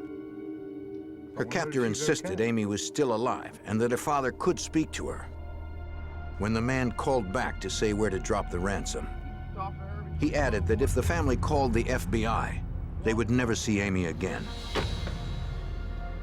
The call lasted less than a minute, not long enough to establish a trace for the technology of 1985. Agents played back the recording, listening for any background noise that might reveal the location. They figured the call was likely made from a payphone since they could hear wind and traffic noise. But they heard nothing more specific. Yes, sir. And no one in the family recognized the kidnapper's voice. Though Amy's family was wealthy, her father did not have $100,000 in cash available since most of his assets were tied up in investments. He called his associates to fly in on chartered planes with whatever cash they were able to withdraw. The next call they received was not the one retired Sheriff Eddie Boggs had hoped for. The press had learned of the kidnapping from one of McNeil's neighbors. I got a call from my chief deputy, and he said that he has all sorts of media representatives out there wanting a story. They knew that there had been a kidnapping, there had been a ransom demand. They demanded to talk to somebody about the story and that they were going to go on the air with it. If the kidnappers discovered that law enforcement was involved, they would likely dispose of Amy before the ransom was delivered. Investigators discussed what they should do next as precious minutes ticked by. The FBI instructed the family and the Johnson County Sheriff on how to proceed. And the FBI said, well, here's what you do. You have your chief deputy call each one of the reporters in, ask him for his ID, ask him who is the very top man at his station that he can talk to, and then tell that top man, we're not going to confirm whether or not you have a story, but if you do have a story and you run it, you could possibly cost the life of a little girl. Every local press agency agreed not to run the story until notified by the sheriff. Just before 1 o'clock in the afternoon, the phone rang again. Hello? Yeah, I'm the guy who got your daughter. It was the same man who had called earlier. On a separate line, an agent contacted the chief of security at the local phone company, who was standing by, hoping to trace the call. Yeah. He trapped the number Yeah, and began to right track there. its origin. Yeah. Yeah. Mr. McNeil begged the kidnapper to let him hear his daughter's voice. Calm down. This time, the man allowed the frightened girl to speak to her father. Daddy? Her eyes concealed to prevent her from knowing where she was. You haven't hurt me. Be my girl. He could hear her crying. Despite his own fear, he reassured Amy that everything would be okay and that she would soon be home. That's when the man grabbed the phone. The kidnapper said that he had not yet secured a location for the ransom to be dropped. What do you mean you're having trouble getting a drop zone? Again, he promised to call back later. Hello? The room fell silent as former Texas Ranger Bill Gunn recalls. It was very heartrending to listen to it. She was frightened, and of course Mr. McNeil was frightened. The conversation was very short. Mr. McNeil encouraged her to keep her upper lip up and remember who she was. And that was the end of the conversation. They hoped the trace would be successful. That's the hardest part, correct. The security chief reported that the call had originated from outside the phone company's calling area. And since the call had been terminated, it would be impossible to trace it through the neighboring system. The phone company was able to determine that the call was made from somewhere in the town of Kennedale, 25 miles north of the McNeil's estate. Good. Amy was still in Texas, close to Fort Worth. Kennedale? Okay, sounds like. But without a specific location, investigators had little to go on. You know she's in Texas. Yeah. We had no idea, no evidence, no leads, nowhere to go. The only thing we had was the description of a car. I did have my troops, what few I had, to go out and start in a perimeter and expanding the perimeter, checking every farm, every house, every housing addition, everywhere they could for a car that matched the description that we had. Johnson County deputies fanned out over a 30-mile radius from Alvarado up to Kennedale, searching for the kidnapper's car. They also alerted other local officers to be on the lookout for the four-door sedan. Yet without a license plate, it was not likely they'd locate the vehicle among the rural expanse. Almost 6 hours after 13-year-old Amy McNeil had been abducted, her father's friends from Texas and Arkansas had begun to arrive in Alvarado, carrying tens of thousands in cash. Texas Rangers escorted them from a small airport to a local bank where the currency would be processed before it was paid to the kidnappers. Wearing latex gloves, Rangers recorded and bundled the $100,000 ransom. They assembled half of it in $100 bills as the kidnapper had instructed. Another $50,000 was compiled from smaller denominations. Retired Texas Ranger Sergeant John Dendy helped direct the processing. They had quite a time raising that amount of money on such short notice. But after they got the money, then the Rangers that were at the bank started to getting clean bags to put it in. In other words, no fingerprints, plastic bags, and made copies of the bills, so we'd have the serial numbers on each bill. Everything was loaded up, and then all we had to do then was sit and wait until more demands came in. In the late afternoon, deputies had located a car that fit the description of the kidnapper's vehicle, parked 20 miles from the McNeil's estate. A license plate check revealed that the sedan had been stolen the day before from Mesquite, Texas, 50 miles east of Alvarado. Inside, deputies found no obvious signs of Amy or her abductors. They impounded the car and continued to canvass the area for witnesses who may have seen the driver. At the Johnson County Sheriff's Department, the FBI processed the sedan for forensic evidence. From the interior, they removed several sets of fingerprints. But without a suspect's prints to compare them to, the recovered prints could not help identify Amy's captors or their current whereabouts. By 11:30 p.m., 16 hours after Amy had been taken, her family had received 3 more phone calls, but still had not been told where the ransom was to be dropped.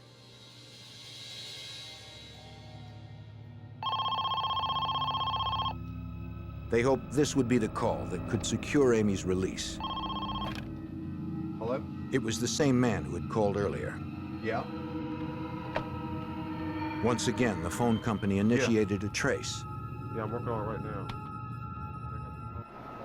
Amy's father told the kidnapper that he had the $100,000 prepared as the man had requested. No, I don't want to do this tomorrow. But the caller said that it was too late. All right, The ransom drop he had in mind was at least 200 miles away from Alvarado. There's the gas station. No. By the time Mr. McNeil reached the location, it would be light, too risky for the kidnapper to take a chance on being seen. No, I don't. The father pleaded to make the exchange tonight. No, I can't wait till tomorrow. The man refused. He said he'd call back tomorrow to make the arrangements. We didn't think they would let us have her back alive, you know, in good shape. We had no idea what they'd done to her in this period of time that they'd had her. Agents waited for word to see if the trace had been successful. Yeah. No, it wasn't long enough. It had not. No. Couldn't get a trace. Once again, the phone company had failed to secure the kidnapper's location. All right. Thanks. Investigators could only hope that 13-year-old Amy McNeil would survive the night and eventually be reunited with her parents. By 5 p.m. on Saturday, January 12, 1985, a day and a half had passed since 13-year-old Amy McNeil had been kidnapped on her way to school in Alvarado, Texas. One of several unidentified kidnappers had called Amy's wealthy family 7 times. He demanded $100,000 in unsequenced currency, but had not told the McNeils where to drop the ransom. Though the kidnapper had also warned Amy's family not to call the FBI, Mr. McNeil had done so and was joined by several agents, a dozen Texas Rangers, and the Johnson County Sheriff's Department. Her abductors had promised to call again at 5 p.m. with the location of the ransom exchange and to confirm that Amy remained unharmed. Despite the agonizing wait, former Special Agent Clint Brown and his team wasted no time in preparing. When the instructions were anticipated, a plan was devised to deliver the ransom money with Mr. McNeil driving the car and carrying the money himself for delivery, so that anybody would see the car. It was the limousine that he had. They would assume he was in the car by himself. Actually concealed in the car would be 2 FBI agents. The agents also outfitted Mr. McNeil with a mini cassette device to record any conversations he may have with the kidnappers if they should approach his limousine. The interior of the car would be wired as well, and the 2 concealed agents would be heavily armed. At 5:10 p.m., the kidnapper called again.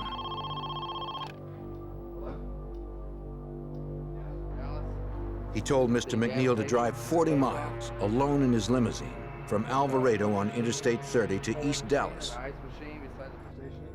and take exit 51. There he would find a gas station.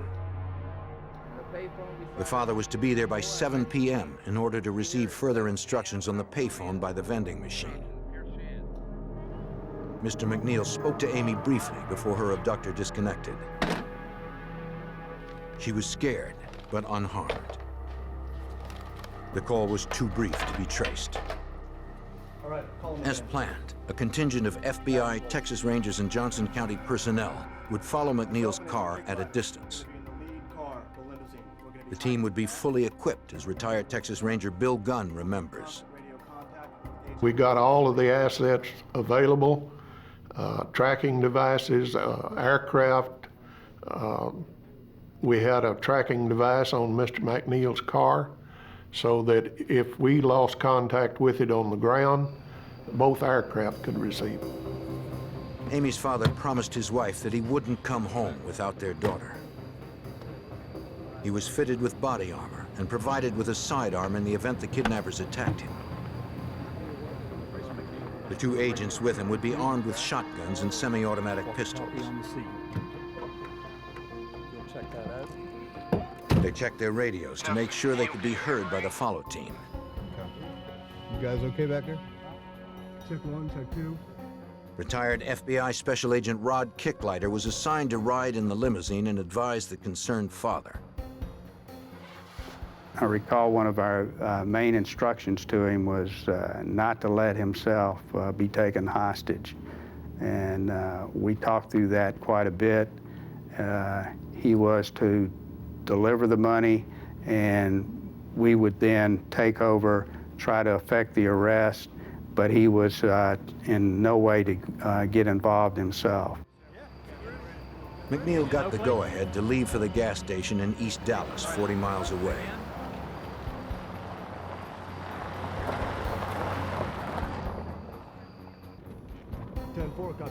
When the limo had reached about a mile, the agent instructed the others to follow.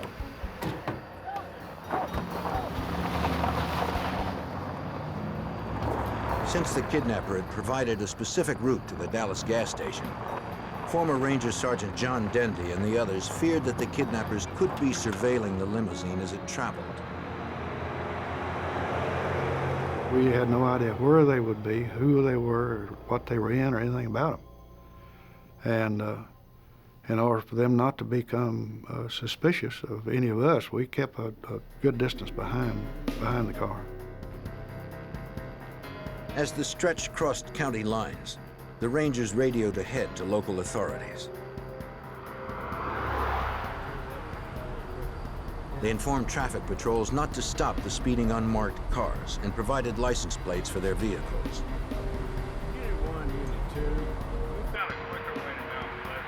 Several units raced ahead to set up surveillance of the service station in East Dallas. While most maintained an outside perimeter, one team held a distant view of the payphone. They stood by, ready to act, in the event that the kidnappers revealed themselves or their 13-year-old hostage.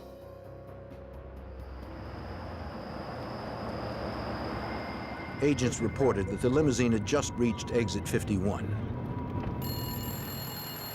The phone had begun ringing at exactly 7 p.m. when Amy's father rolled into the service station. What?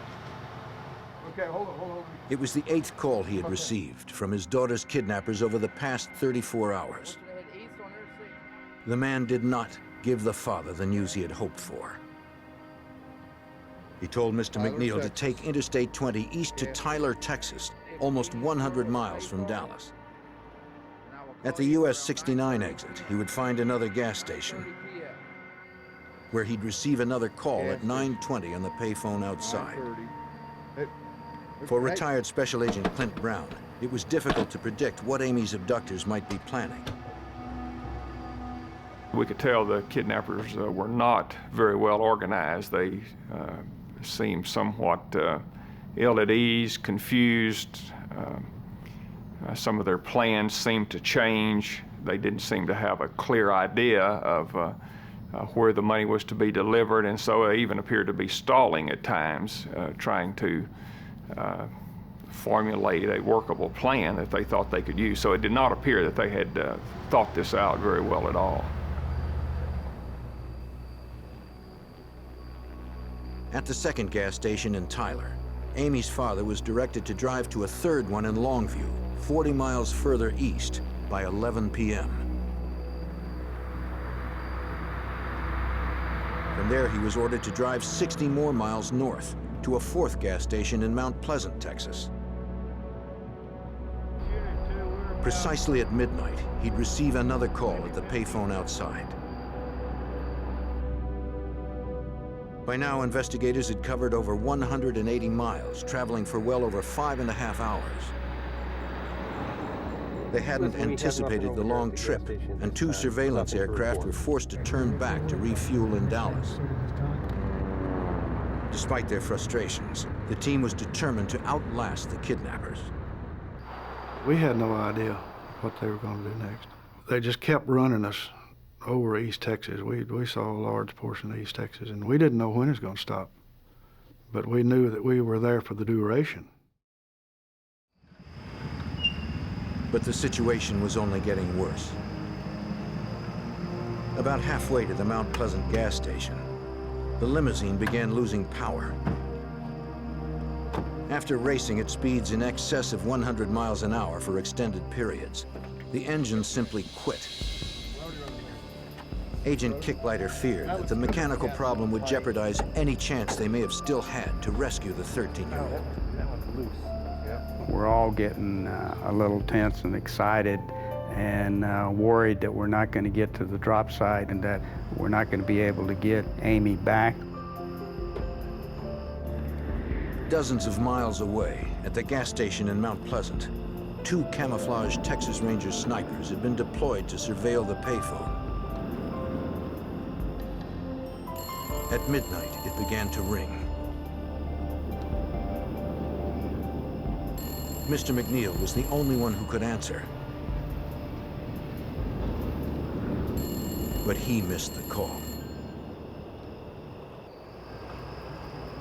At midnight on January 13th, 1985, just outside Mount Pleasant, Texas, 2 FBI agents and the wealthy father of a kidnapped 13-year-old girl worked frantically to repair a limousine's engine.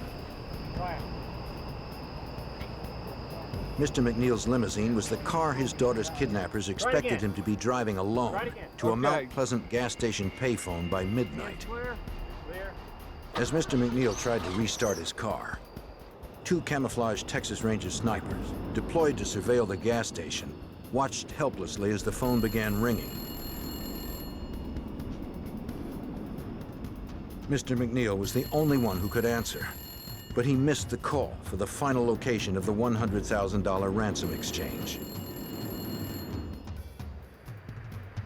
Patrolling the desolate roads around the gas station in Mount Pleasant, the support team was informed that Mr. McNeil had finally found his car's difficulty, according to former FBI Special Agent Clint Brown. The car that Mr. McNeil was riding in began to develop electrical problems. Apparently the alternator wasn't keeping the battery charged up, and so as time went on, the lights began to dim and he began to have trouble with the electrical system of the car. The communications and tracking devices wired to the limo system had drained its power over the past 7 hours. Disconnecting several instruments provided enough juice to get the engine started again. Though the headlights were inoperable, the car would move forward. Mr. McNeil and the 2 agents pressed on without full power and limited visibility. Their path was lit by an aircraft overhead.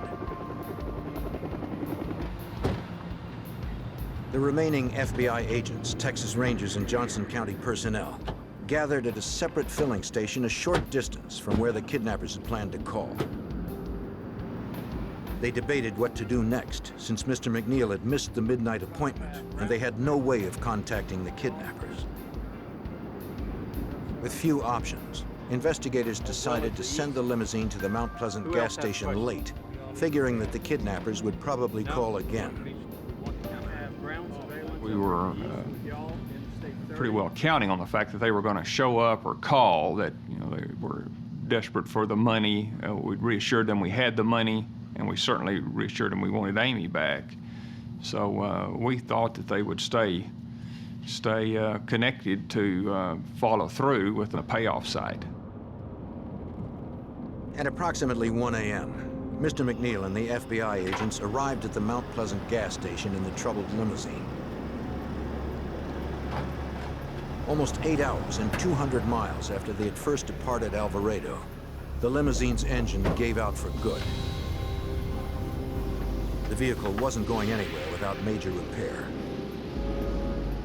They could do nothing more but wait in the chilly night and pray that the kidnappers would contact them.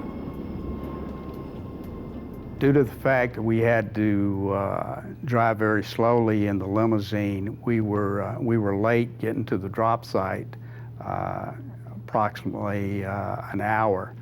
We were somewhat concerned about that, but we set up to wait by the drop site. Texas Rangers kept watch, remaining hidden in the field across from the gas station. The fate of 13-year-old Amy McNeil remained unknown. Then, at 1:15 in the morning, the payphone started ringing. As investigators had suspected, one of the kidnappers called back, eager to get the ransom. He claimed that Amy was still alive, but refused to let her speak.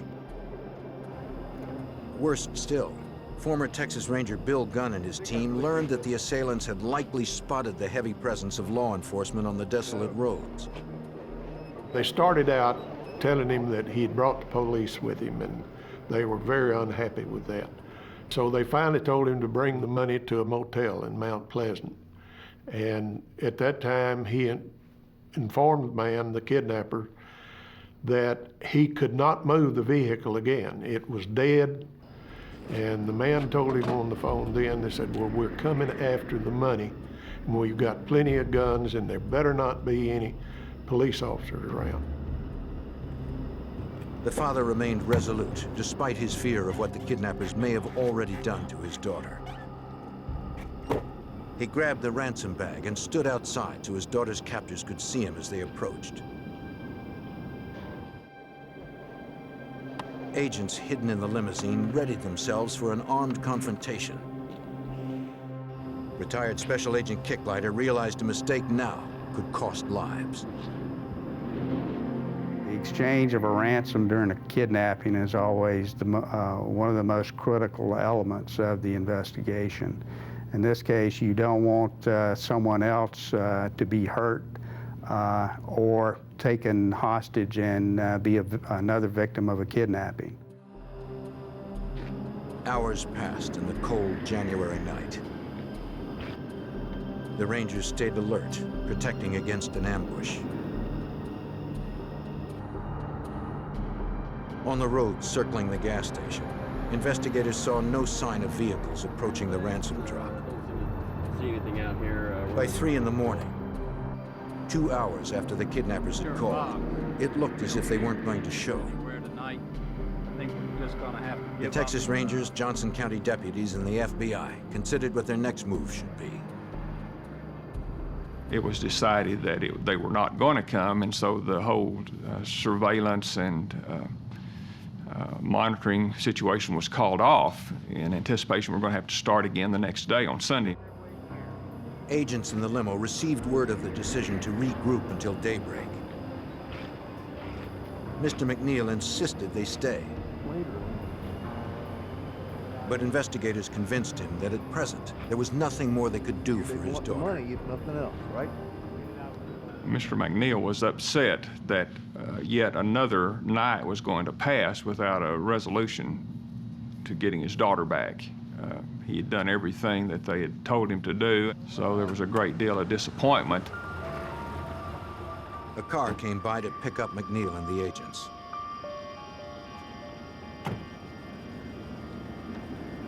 They headed back to the nearby gas station where others had begun to assemble. The two Rangers, hiding in the field for the past 3 hours, moved toward the street where the sheriff was to meet them in a separate van.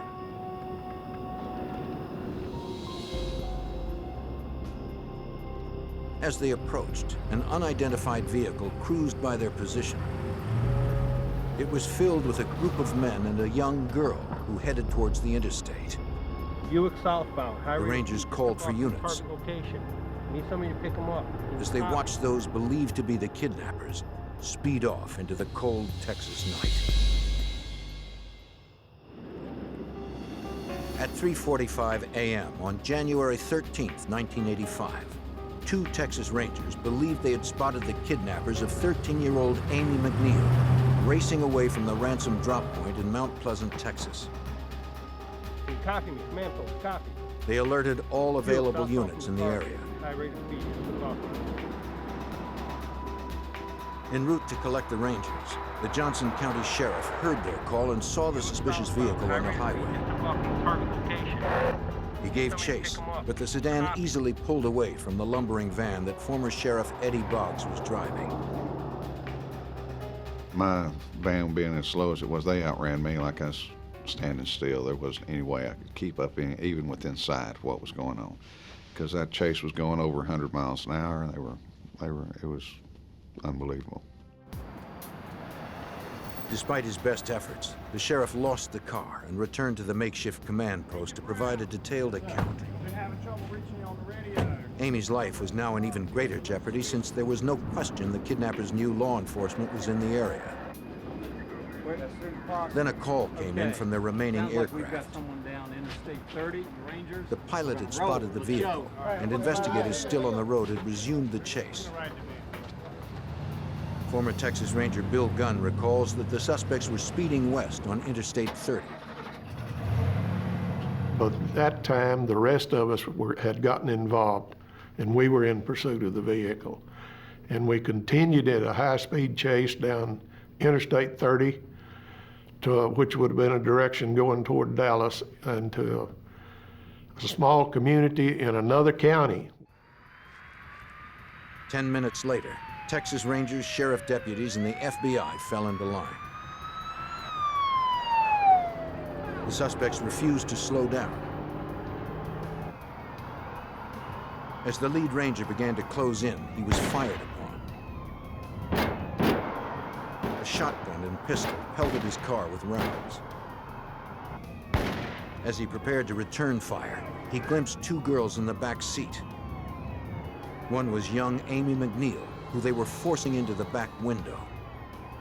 The people who were responsible for this started firing guns at them out the back windows on each side of the Buick. They would push Amy up into the back glass where she could be seen, and of course we couldn't return any fire. Construction narrowed the interstate to one lane, but the suspects did not slow. Shots hit the grill of the lead car. Slugs pierced the carburetor, forcing the Ranger to stop.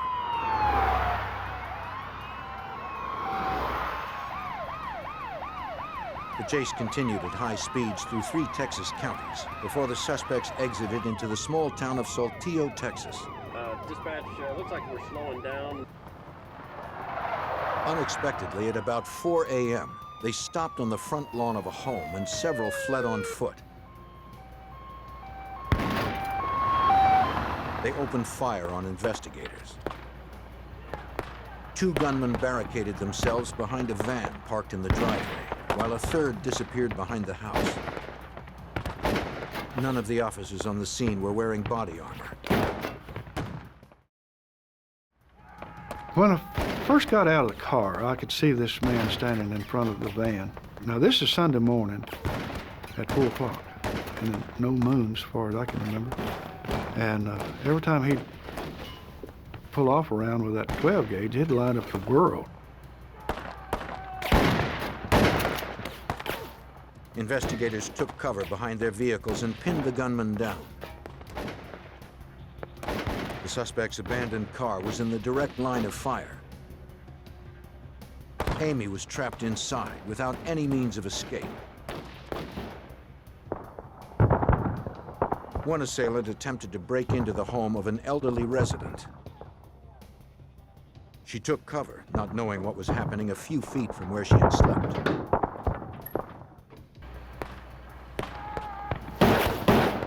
As the firefight raged on, investigators knew that they had to somehow get to Amy McNeil before it was too late. At 4 a.m. on January 13th, 1985, the FBI, Texas Rangers, and Johnson County sheriffs exchanged gunfire with the kidnappers of 13-year-old Amy McNeil. After being held for almost 2 days, Amy remained trapped inside her captor's vehicle with a female assailant on the front lawn of a farmhouse in Saltillo, Texas.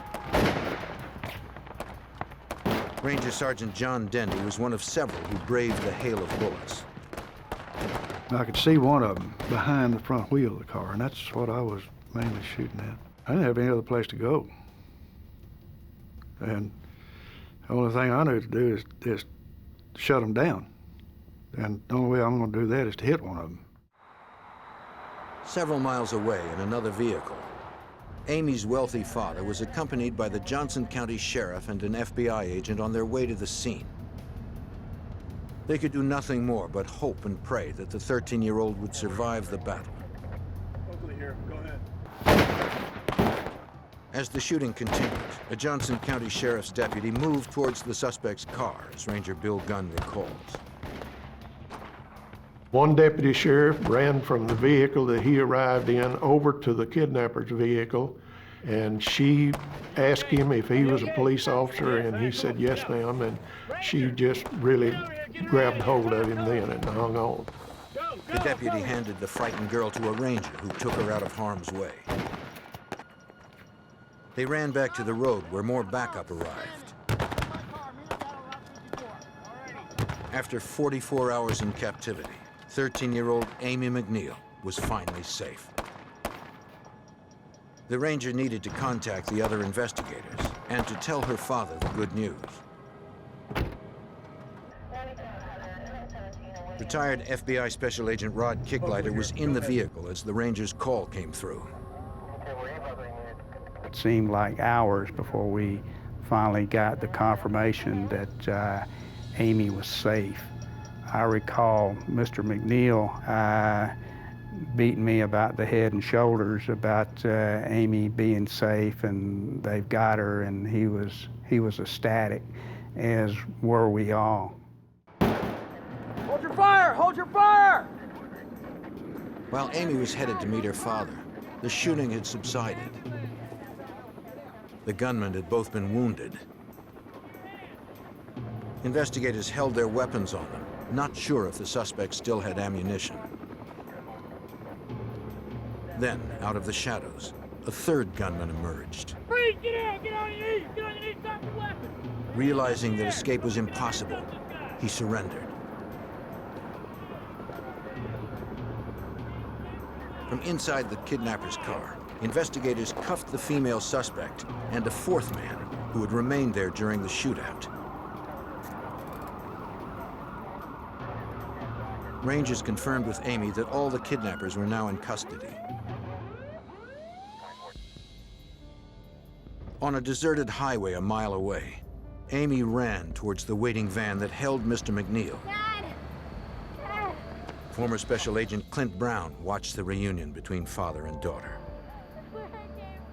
Everybody was pretty emotional. You know, we all had kids and daughters and such, so we were pretty emotional just watching that reunion, and everyone was so happy that it had turned out so well that we all shared in that excitement and joy of her being recovered safely. No one but the suspects had been hit by gunfire. Both were ex-convicts and high on methamphetamine at the time of the shooting. The elderly resident was also examined. She had survived the ordeal with only frayed nerves. A license plate check on the kidnapper's car revealed that it had been stolen in Dallas the day before. Investigators also figured out why the suspects had stopped their vehicle when they had. We never could understand why they turned in at this particular house, but we found out later they'd run out of gasoline. 34-year-old James Foote, who had made the initial ransom calls, had previously worked for Mr. McNeil and had hatched the plan to kidnap Amy. For using a weapon in the commission of the crime, he was convicted of aggravated kidnapping and attempted murder and was sentenced to life in prison. 27-year-old Michael Mills, who had made the remaining calls, was likewise convicted of aggravated kidnapping and attempted murder, receiving life. The other assailants, 21-year-old Daniel Neckar Jr. and 21-year-old Thomas Barnes, were convicted of the same charges and also sentenced to life. The 18-year-old woman who was with them was charged as the men were. She had only met James Foote a few days earlier before the kidnapping had occurred. The woman was scared when the men brought the 13-year-old into the house, but stayed to prevent Amy from being abused by them. Amy later confirmed that the 18-year-old had protected her, according to retired Johnson County Sheriff Eddie Boggs. She was only given a 10-year probated sentence per Amy's request.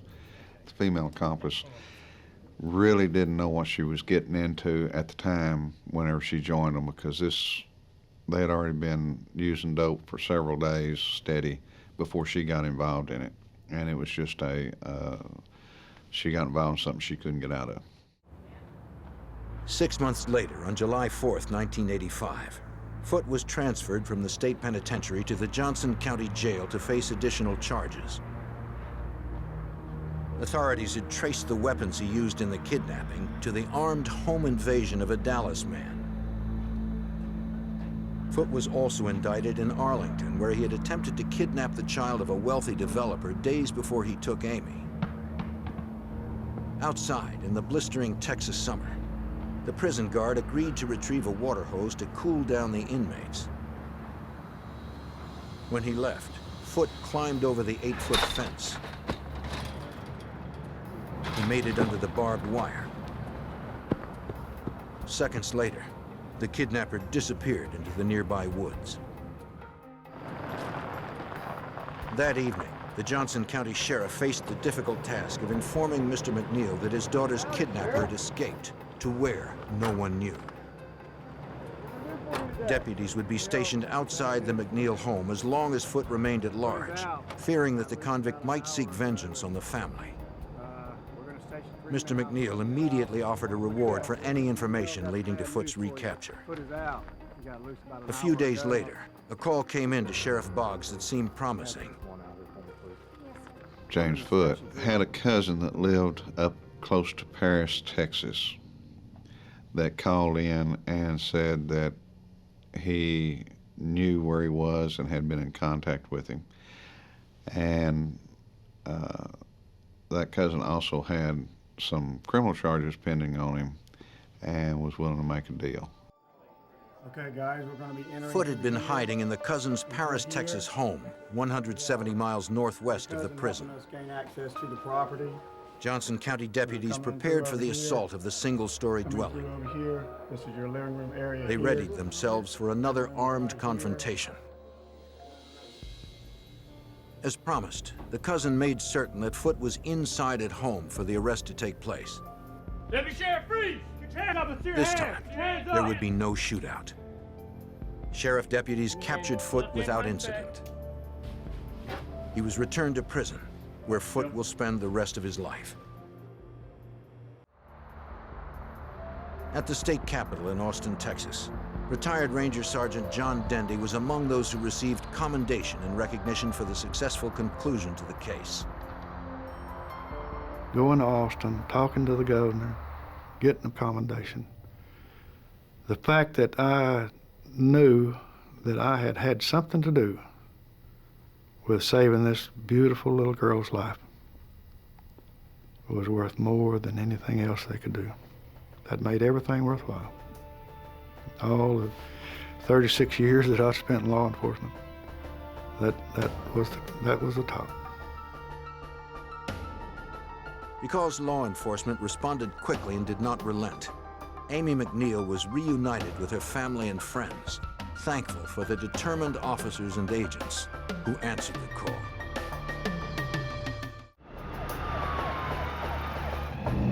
In Memphis, Tennessee, a horrible crime terrified local residents. Most never heard the young mother's screams, but they felt the loss. As local authorities searched for the perpetrator, they found many who had motive. Investigators were forced to consider whether this was a random act of violence or a crime of deliberate calculation.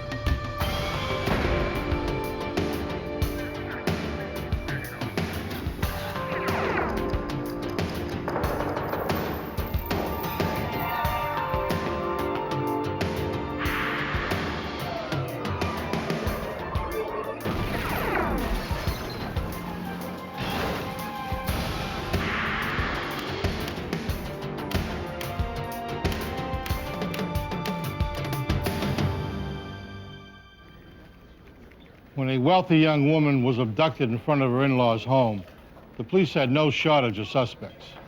The 25-year-old victim left behind a tumultuous marriage, an ex-husband, and old boyfriends. All were on the FBI's short list. I'm Jim Kallstrom, former head of the FBI's New York office.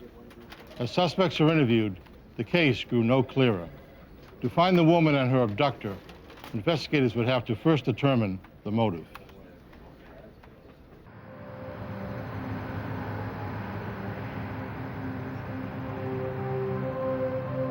Tunica County, Mississippi, just south of Memphis, Tennessee, is America's third largest gambling destination. 25-year-old Shannon Sanderson had recently become one of the regulars. On April 19, 1996, the housewife from nearby Memphis, Tennessee, visited her favorite casino. Shannon was having a good night. She managed to turn $500 into $5,000 at the high-stakes blackjack table.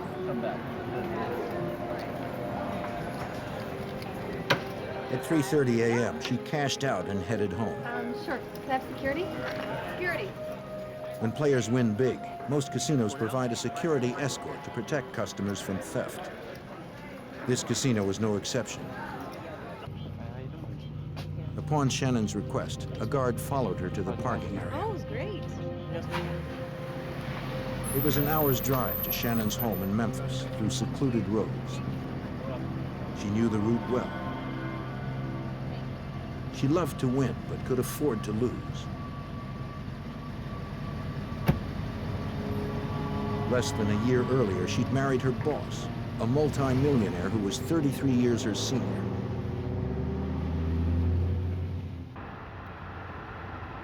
Earlier that evening, she had dropped off her 3 young children from her previous marriage at the home of their grandparents in northeast Memphis. It was about 4:45 a.m. when Shannon pulled into the grandparents' driveway to pick up her children. She needed to get them off to school on time in the morning.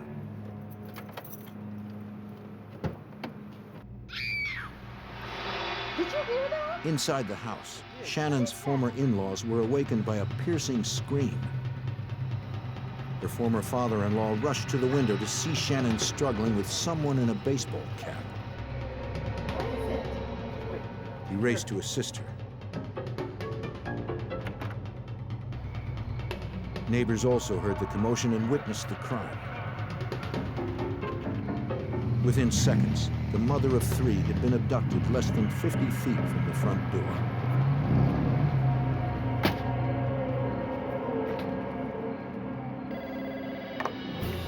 The distraught grandfather called 911. Memphis police were immediately dispatched. In kidnapping cases, a quick response can mean the difference between life and death. Police arrived within minutes and interviewed Shannon's former father-in-law. Memphis police captain Richard David Wolson, a sergeant at the time, recalls that the shaken man did his best to recall what he had seen. Her ex-father-in-law heard a commotion and observed a car driving away. At the same time, some other neighbors on the street heard the commotion and also looked out and saw a car drive away and gave a description of the driver and a description of the car. Despite the dim light, witnesses agreed that the driver had worn a red baseball cap. But their descriptions of the vehicle varied. Some described it vaguely as dark-colored and sporty. Another witness was certain that it was a maroon Chevy Beretta. She dropped the kids off by herself too, so. None of them could describe the driver's face. It was, like I said, that was hard. On the driveway, close to the street, police found 2 metal buttons assumed to have been torn from Shannon's clothing. Close by, they recovered a single artificial fingernail. The victim's car was searched, but police found nothing to suggest the identity of her abductor or Shannon's whereabouts. Her ex-father-in-law had seen Shannon earlier that evening when she had dropped off her children.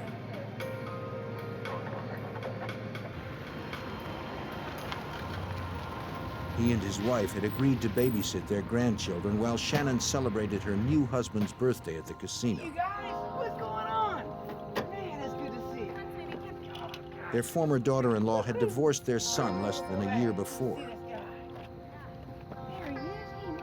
Still, their relationship with her remained amicable, and she visited regularly with the children. It's pretty good, all right? Shannon's former father-in-law told police the name of the casino where Shannon and her new husband liked to play. The casino confirmed she'd been there and won $5,000, but no one could say if she was with anyone in particular. Later that day, news that the mother of 3 was abducted just steps from where her children slept horrified local residents, according to Memphis District Attorney Jerry Kitchen. She appeared to be a person who was very conscious about the upbringing of her children, because she had returned back to Memphis to pick her children up to make sure that they got to school. Memphis police questioned Shannon's ex-husband, who was the father of her 3 children. Is anybody here with you after 11:30? No, sir. Okay. All right, yeah. No, finish your dollars. Give me the gentleman a minute. Thanks, sweetie. He was at work when the abduction occurred in front of his parents' home. Though his relationship with Shannon had been stormy, they remained married for almost 8 years. They finally divorced after Shannon fell in love with her present husband. Call her in the evening.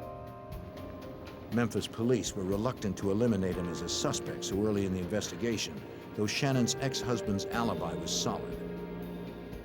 Who knows the reason why people get a divorce, but there's always I've never heard of a good divorce. She still made him pay alimony, even though she was married to a wealthy person. And join us. Police looked to her present husband to learn more. Since he was a multimillionaire, they considered the possibility that Shannon may have been kidnapped for ransom. He owned a large security company here in Memphis, and he was well known. Everybody wanted to help him because they knew him or knew of him. And being that he was wealthy, she would be a prime target to be kidnapped for money. So far, he had received no ransom call or letter. He'd been distraught since being woken at 5 a.m. with the news of his wife's abduction. Regrettably, the last time they'd spoken that night, they'd had a fight. Engaged in whatever she was doing. Happy birthday to you. It was his 58th birthday, and his teenage daughters from a previous marriage had stopped by to celebrate. Happy birthday to you. That same evening, his wife Shannon had planned to take him to the casino.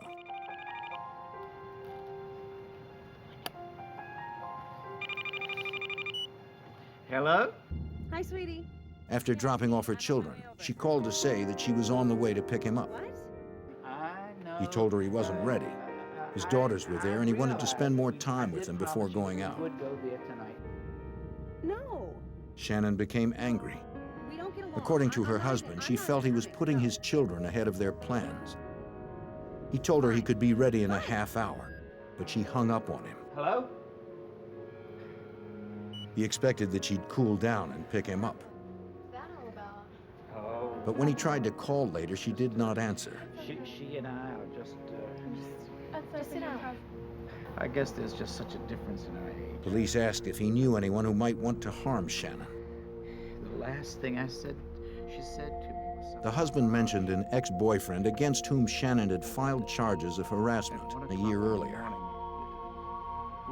He believed the ex-boyfriend drove a Chevy Beretta.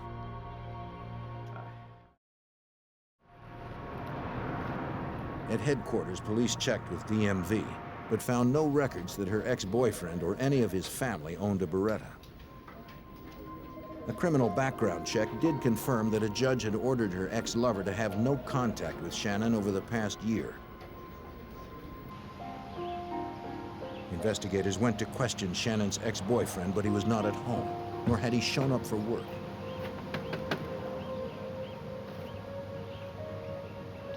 His sister lived in the same neighborhood, a few blocks from where Shannon had been abducted.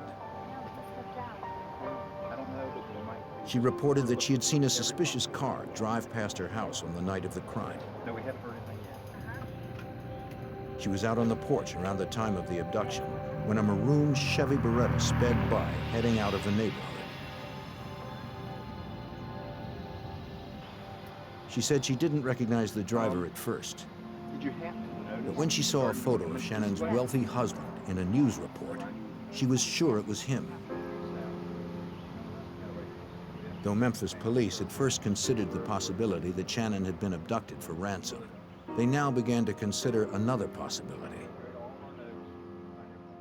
It's always in the back of your mind due to her being married to a wealthy person, and the difference in their ages, that something could have happened to her to get rid of her. We just didn't know, so we tried to cover every angle that we could. Memphis police asked Shannon's husband to provide a formal statement. The reason I've asked you here today. With his lawyer present, he filled in detectives about his relationship with Shannon. Police knew that he had met Shannon while she was still married, working at the security company he owned. Here's your coffee, sir. Be careful. She worked for him, but soon their relationship took a personal turn. Their romance led to marriage, but the magic didn't last long. There's nothing else that you can think of. 9 months later, they began negotiating a postnuptial agreement outlining terms in the event the troubled union broke. Both had previous marriages that ended in divorce, and Shannon needed to feel certain that she would retain custody of her children. They'd filed it just 10 days before Shannon's abduction. I'm feeling sufficiently well to come to. Shannon's husband emphasized that it was his wife who wanted the agreement. He claimed money was not the issue since they kept separate bank accounts. You do realize that by refusing. When police asked, the husband agreed to reinforce his statement with a polygraph. This meeting. To cover all possibilities, police checked local morgues, jails, and hospitals. But after a week, investigators had no solid leads to Shannon's whereabouts. Police in Memphis received dozens of calls from local residents. Most were well-intentioned, but unproductive. And your name again? All had to be checked. Yes, ma'am, and thanks for the call. One was from a woman named Sharon Powers in nearby Clarksdale, Mississippi, 80 miles south of Memphis. The abduction was reported in the paper and on the news, and a description of the car was given. She had contacted the Memphis Police Department saying that she thought that maybe her husband was involved because of the description of the car. She told Mississippi police that she believed her husband, Lee, may fit the suspect description. The day after the crime was reported, he had worn a red cap and left town in their red Chevy Beretta to see his mother. The woman said that she and her husband had been fighting. Police asked her to have him call when he returned. They weren't optimistic. Her report sounded like a possible domestic dispute unrelated to the crime. On May 3rd, 1996, police responded to another call from a concerned citizen trying to help. At a casino in Tunica County, Mississippi, a witness believed he had spotted Shannon Sanderson dressed as a casino employee. May I help? But when an officer approached her, he realized that it was a case of mistaken identity. It was one more call among hundreds of false leads that frustrated the investigation. After 2 weeks of searching, local investigators were no closer to finding the missing mother of 3. Her family was left only with the hope that she was still alive. In the spring of 1996, Memphis police continued their search for 25-year-old Shannon Sanderson, who had been abducted from the front of her former in-laws' home. Investigators had questioned her wealthy husband, past lovers, and area residents, but none offered clues to her whereabouts. In any investigation, authorities try first to eliminate those people closest to the victim. After more than 2 weeks of searching, Memphis Police Captain Richard David Rolson feared that time was running out. Due to her past boyfriends and lovers, we just didn't know what happened, but as the days went by, the chances of finding her alive were slimmer and slimmer. On May 6th, Shannon's ex-boyfriend finally came in for questioning.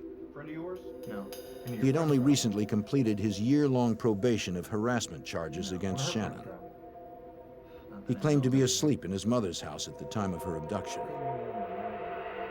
According to the ex-boyfriend, he avoided Shannon as his probation required, but Shannon continued to call him, complaining that she wasn't happy with her new marriage. He added that he would have to talk to his lawyer before agreeing to take a polygraph. He remained a potential suspect. But as with Shannon's husband, no hard evidence existed to prove nor disprove his involvement.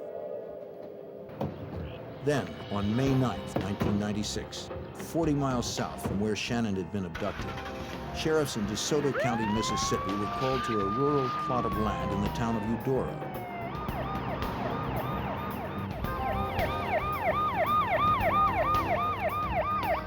Two people had been inspecting their new property when they noticed a strong odor.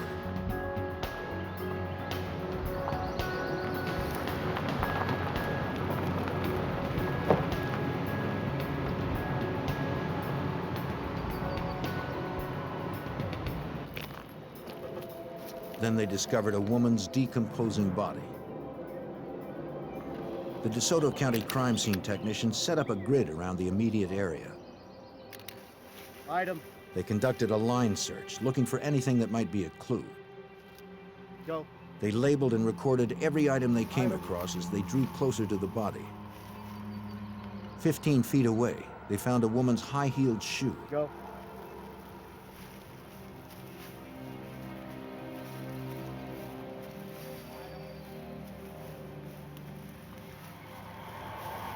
Closer to the body, they marked the location of another. DeSoto sheriffs checked their records, but found no women reported missing locally. They broadened their search to include larger towns and cities in the region. When they contacted Memphis authorities, police there told them that a 25-year-old mother of three named Shannon Sanderson had been missing for more than 2 weeks.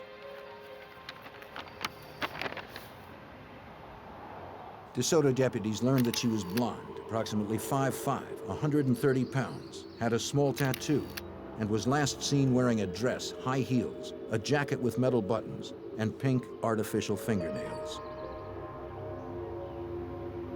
Looks good so far. That description fit the body, but they needed an autopsy to confirm her identity and cause of death. The medical examiner determined that the victim had been killed by a single .25 caliber bullet to the right temple. And you're bagging that, right? Yes, sir. Date and time. The victim's clothes were removed and preserved to check for trace evidence that might lead to the killer. The body, dead an estimated 2 to 3 weeks, was too decomposed to recognize. But over her left breast, examiners found a small tattoo that was still visible. It said, "I love you, Robert." Shannon Sanderson had such a tattoo. The medical examiner compared her dental records to x-rays from the body. Okay, definitely x-rays. They confirmed the ID. This was Shannon Sanderson's body. The abduction was now officially a homicide. In Memphis, Assistant District Attorney Jerry Kitchen was called in. His first task would be to somehow narrow the suspect list the police had developed over the past 3 weeks. Here in Memphis, it's somewhat unusual in that we have relatively few murder cases that we would classify as mystery homicides, where someone's not either developed as a suspect rather quickly or arrested soon after the incident. But in this particular case, it was a mystery homicide with numerous suspects that were listed as potentially being involved in the abduction and killing of the victim. The Assistant District Attorney first called the Tennessee Bureau of Investigation to conduct polygraph examinations to help eliminate potential suspects. He also contacted the FBI, since Shannon's body was found across the Tennessee state line. Supervisory Special Agent Jennifer Aiken from the FBI's Memphis field office was assigned as case agent. They felt they needed some additional resources. The case was a very difficult case. across jurisdictions, and they wanted the FBI to be involved as part of the team working towards a solution, because it was not an easy case. Memphis authorities hoped that Agent Aiken's experience would help unravel the complexities of this case. Local residents were fearful that Shannon's killer was still out there, not knowing if or when he would strike again.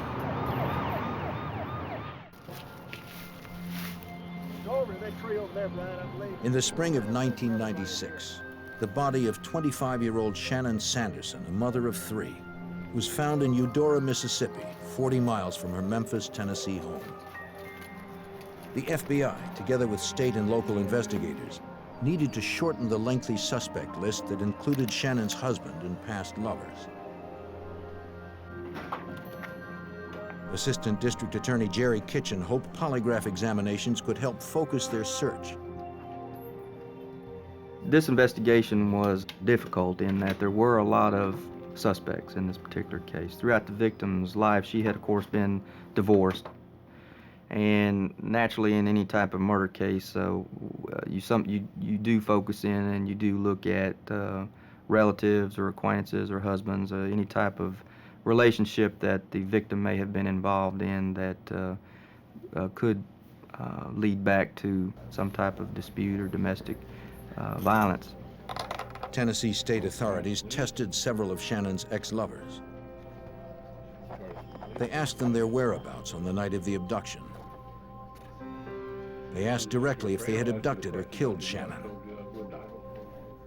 All denied any involvement. The tests revealed no deception. Investigators corroborated their alibis and eliminated them as potential suspects. You intend to answer truthfully, deliberately withholding any. They also polygraphed the witness who claimed to have seen Shannon's current husband driving a maroon Chevy Beretta in the neighborhood moments before the abduction occurred. It was the same type of vehicle other witnesses had described that Shannon was forced into. But the woman was found to be deceptive. These are Becky's charts.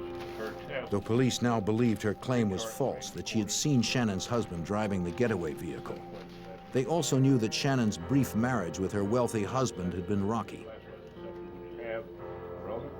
They wanted to confirm once and for all that he had not been involved in any way. This question about honesty and what she is. This crime occurred at 4 o'clock in the morning. The victim's husband had indicated that he went to bed and that there was no one else that he was with. And so he really had no alibi. And so that was an area that was difficult for us to get over because we could not lock down exactly where he was and what he was doing without other than what he was telling us. Investigators contacted Shannon's husband to be polygraphed. Though he had previously agreed to do so, on advice from his lawyer, he declined.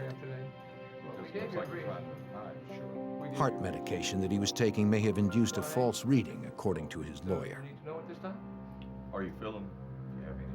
For Captain Ransom, the husband's refusal didn't alleviate the suspicions that surrounded him.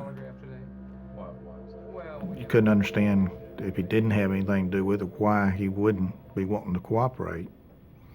And being a homicide detective, you're suspicious, and it just made him that more suspicious. In terms of incriminating evidence, the investigation was at a standstill. Supervisory Special Agent Jennifer Aiken hoped to refocus the investigation by examining leads that may have been overlooked.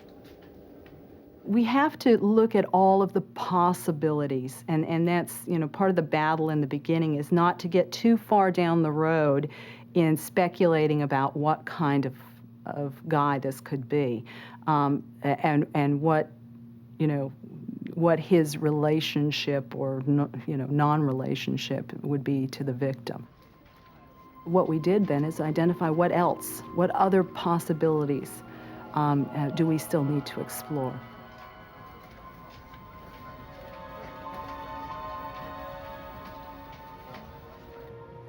One possibility, though not a promising one, was Sharon Powers, who earlier reported that her husband may have matched the vague description of the suspect. Get some more information about it. I don't believe he is. But now she wasn't so sure about her previous claim. She told police she'd overreacted, reinforcing their belief that she'd only been trying to get back at her husband for leaving her. Yeah, so it couldn't have been him. She said that her husband had left town, that they had had some, marital disputes.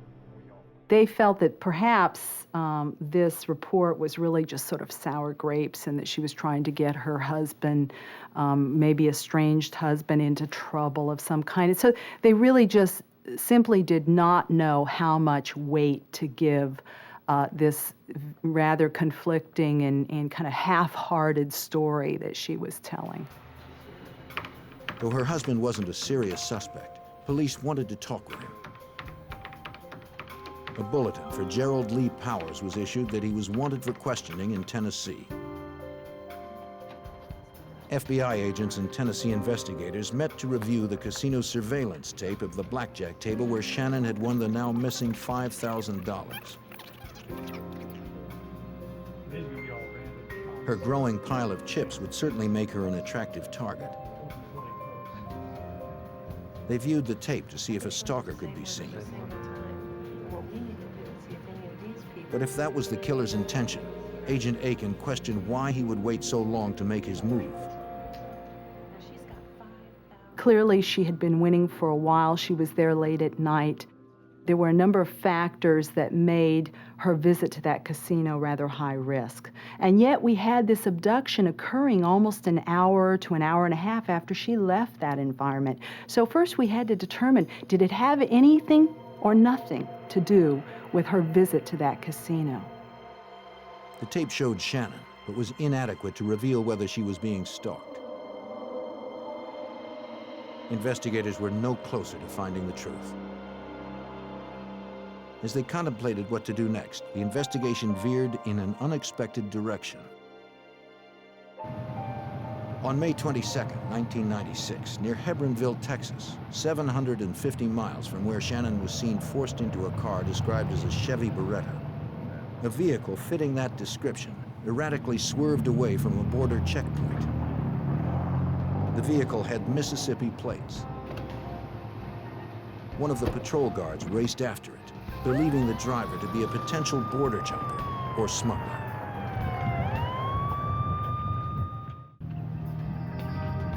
In May of 1996, as the investigation continued into the kidnapping and murder of a young Tennessee mother, U.S. Border Patrol agents chased down a fleeing maroon Chevy Beretta with Mississippi plates, the type of car described by witnesses in the abduction.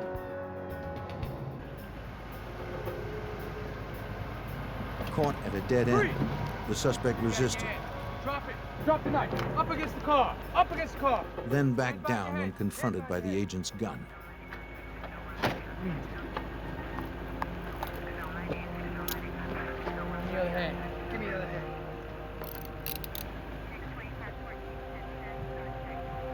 He had 14 $100 bills in his pocket. Really? The driver said his name was Gerald Lee Powers, but held no driver's license to prove it. A cursory search of the car revealed no illegal drugs or aliens. But in the trunk, border agents recovered a stolen weapon registered in Arkansas. The car was locked and remained in that spot under armed guard until FBI agents could conduct a more thorough search. Special Agent Evan Ray from the FBI field office in Laredo, Texas was contacted since assaulting a Border Patrol officer is a federal offense. Agent Ray confirmed the identity of the driver when he learned that Gerald Lee Powers had been involved in another altercation at the Mexican border. I spoke to U.S. Customs Service officials who had indicated that they had had an incident that day as well, in which an individual had fled and had left several pieces of identification behind on the counter when they fled. And so we were then in possession of several pieces of identification of Mr. Powers. A license plate check revealed that the vehicle was registered to his wife Sharon in Clarksdale, Mississippi. Agent Ray also discovered that Gerald Lee Powers had a violent past and was currently wanted for questioning in the abduction and murder of Shannon Sanderson. After contacting Memphis authorities, he traveled to Hebronville to process Powers' car on site.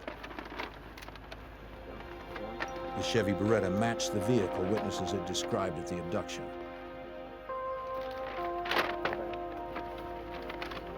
Agents hoped something inside would link the vehicle and Powers to the murder of Shannon Sanderson.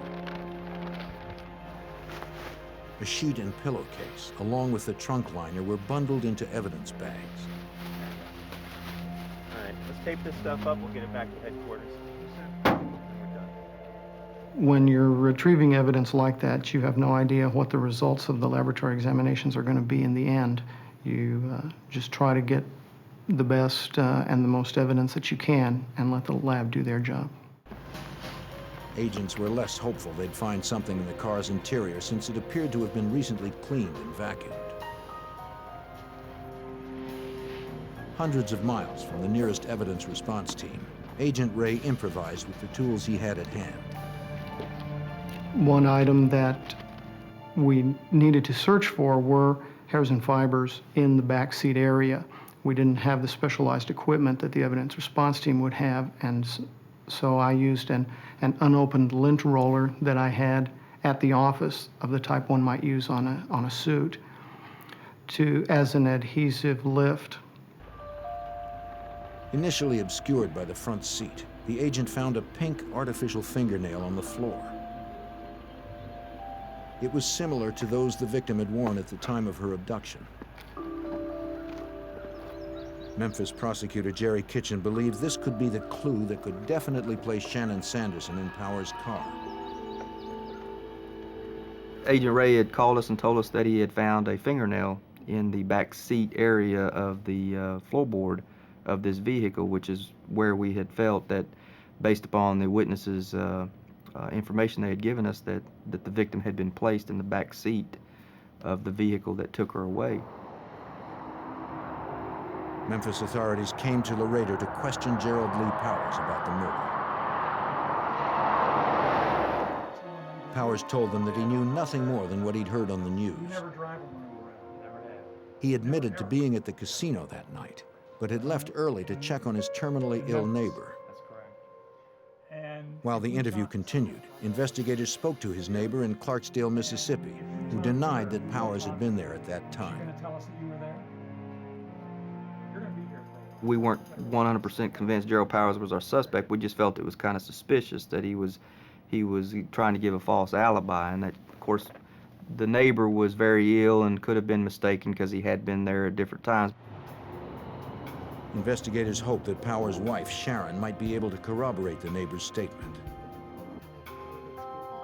She had initially told police her husband fit the description of the suspect who witnesses glimpsed at the abduction. A man who wore a red baseball cap.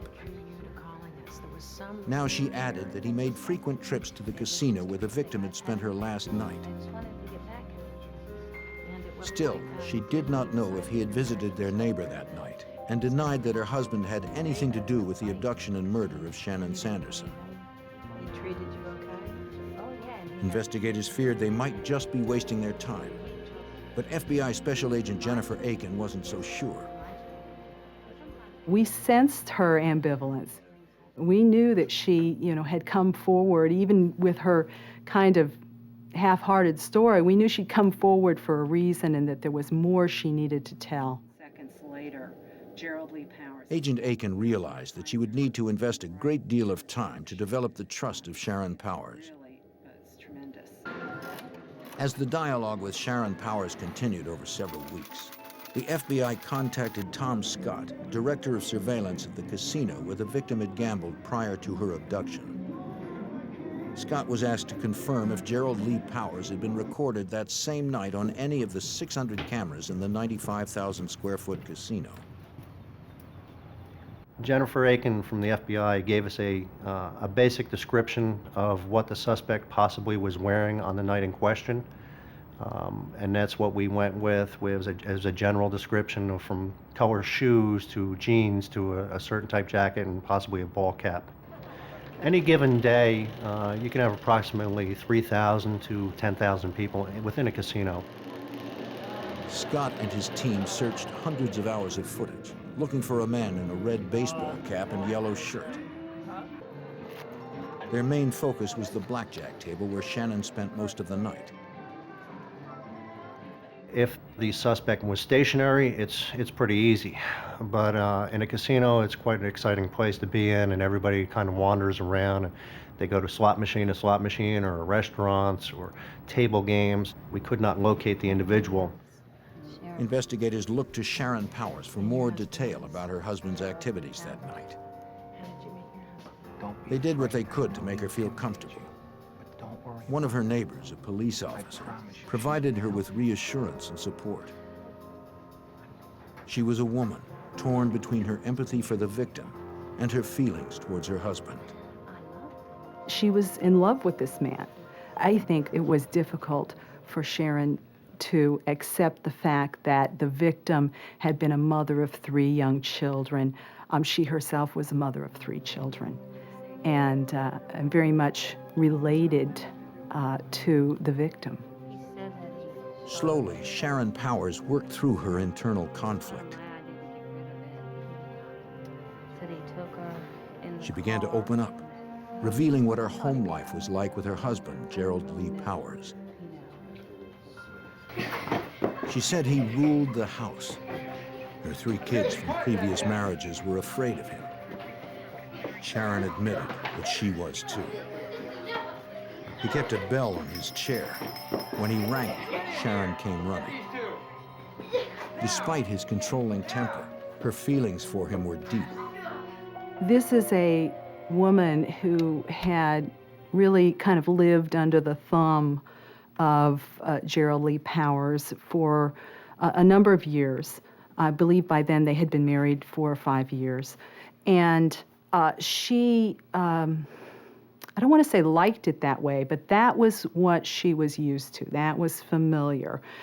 It was not familiar to her to be breaking with him, to be disloyal. Despite her fear, Sharon continued to open up to investigators. On April 19th, the day Shannon Sanderson was abducted, Gerald came home acting nervous. Said shut up and sit down. Sharon was angry because she thought he'd spent the night with another woman. What's on your shirt? Don't worry about it. She noticed blood on his shirt and a cut on his arm. He claimed he'd fallen down at a casino he'd been visiting. Do you remember what color the shirt was? Sharon didn't believe what he told her, but she didn't press it. For now, Sharon refused to say any more, and neither would her husband. Without something stronger, prosecutor Jerry Kitchen would be unable to press charges on Gerald Lee Powers. We still didn't have anything concrete that he had been involved in. It was just instinct. I think that was leading us at this point that he was our man, but at the time we did not have the results back from the lab. Investigators hoped the FBI would reinforce their hunch that Gerald Lee Powers was responsible for leaving Shannon Sanderson's children motherless. In the summer of 1996, after Gerald Lee Powers was indicted for assaulting a Border Patrol officer in Texas, the FBI and Memphis investigators suspected he was also responsible for the murder of a 25-year-old mother of 3. But lacking physical evidence, Memphis prosecutor Jerry Kitchen was unable to charge Powers for his involvement, or to know for certain if one of the victim's former lovers had hired him to commit the crime. There was always that possibility. The way she was killed and the manner in which she was abducted, that it appeared like it wasn't just something random, that it had been something planned.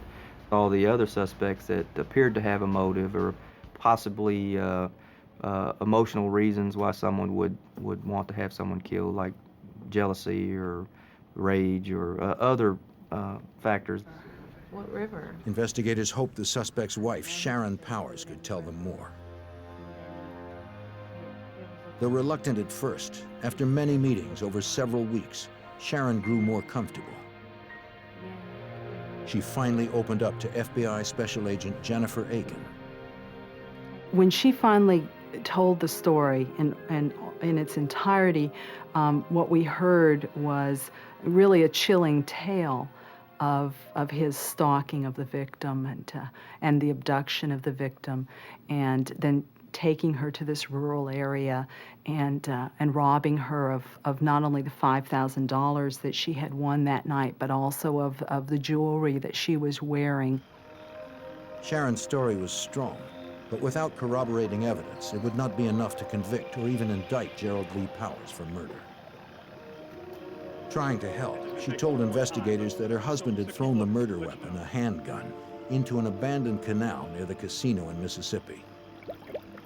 Memphis Police Captain Richard Rolson accompanied local divers to help search for the handgun.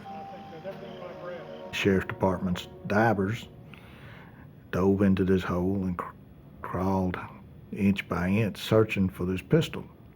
We never did locate it. And then that's when Miss Powers told us that he had thrown it into the river, which was about 100 yards away. The current at that location was too swift for anybody to dive in the Mississippi River.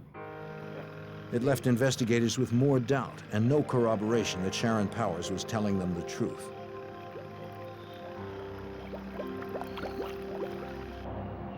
The suspect's wife also told them about a school bus driver from Mississippi whom her husband believed had seen him close to where he dumped Shannon's body. Did you happen to notice the driver? No, I didn't notice. Police tracked down the driver who confirmed Sharon's story. At 7 a.m., about 2 hours after Shannon Sanderson had been abducted, the driver noticed a maroon Chevy Beretta backing down the dirt roadway of the vacant property where the victim's body was later found. The bus driver remembered it because the property had been vacant for so long. Okay, that's what we need to know. But the driver didn't see who was in the car and didn't get the license plate. But I did notice the car. Searching for further corroboration, investigators turned to Tom Scott, director of surveillance at the casino. This time, Sharon Powers provided them locations of where to look for her husband in the 95,000 square foot casino. We did a recreation and did a walkthrough on where, if we were the suspect, where we would have gone through certain areas. And we pulled some tapes. Eventually, we were able to identify, just from his shoes, in a particular location where the suspect was standing. We pulled a bunch more shots, connected the shoes. We finally put some legs to the shoes. And we're able to identify a person in a distant shot walking through the casino from the upstairs looking down towards the suspect. We then connected more shots and followed the suspect down an escalator, walking past the table where the victim was playing, and followed the suspect out through our front door on videotape. The video was compelling and confirmed Gerald Lee Powers was in the casino that night, but it didn't prove that he had abducted or murdered Shannon Sanderson. Hoping for physical evidence that would connect Powers to the victim, investigators searched behind a tavern in Mississippi where Powers' wife claimed he had buried the victim's jewelry. The suspect had told her they were wrapped in tinfoil under a couch in the back.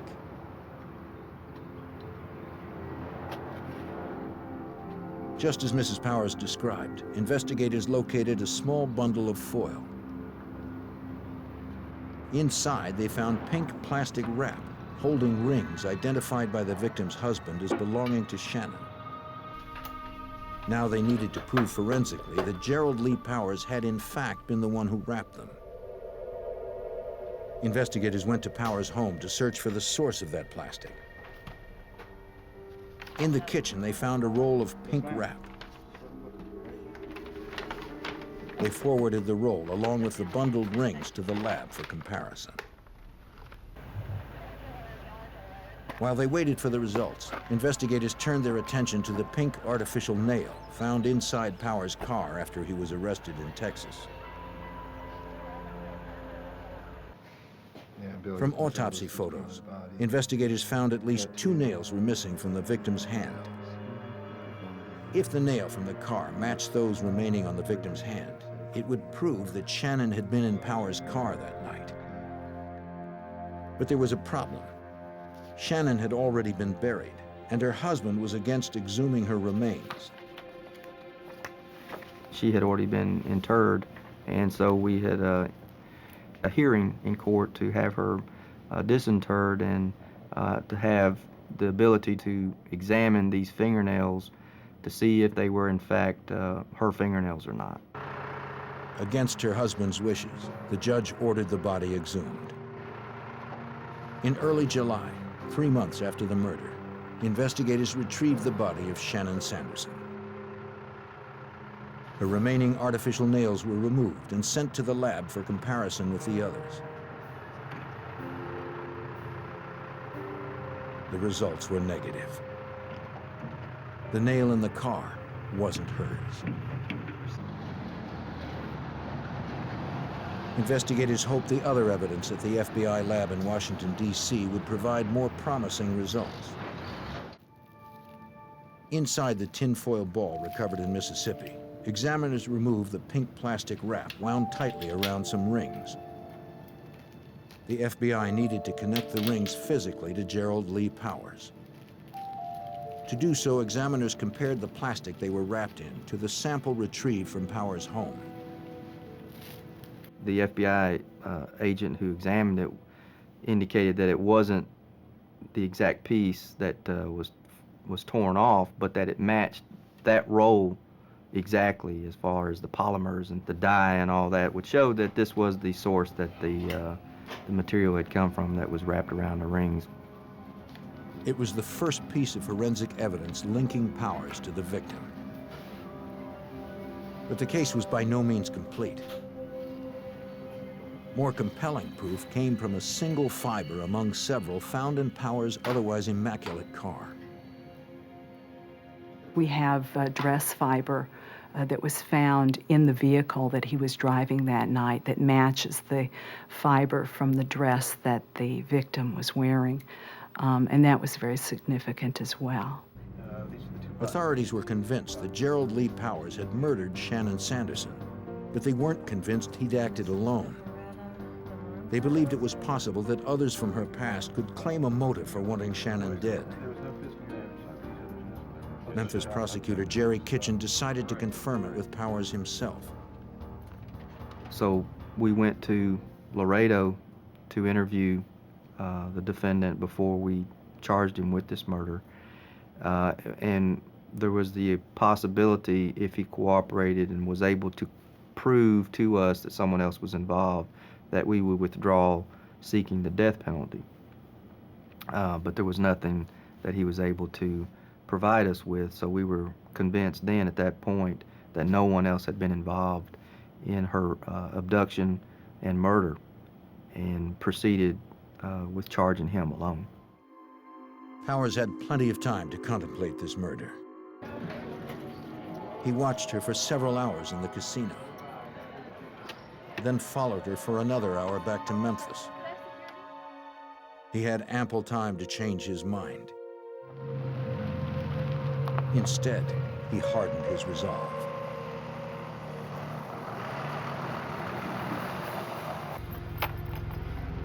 Get out of there! He abducted a mother of 3, robbed her, then shot her at point blank. Get in there.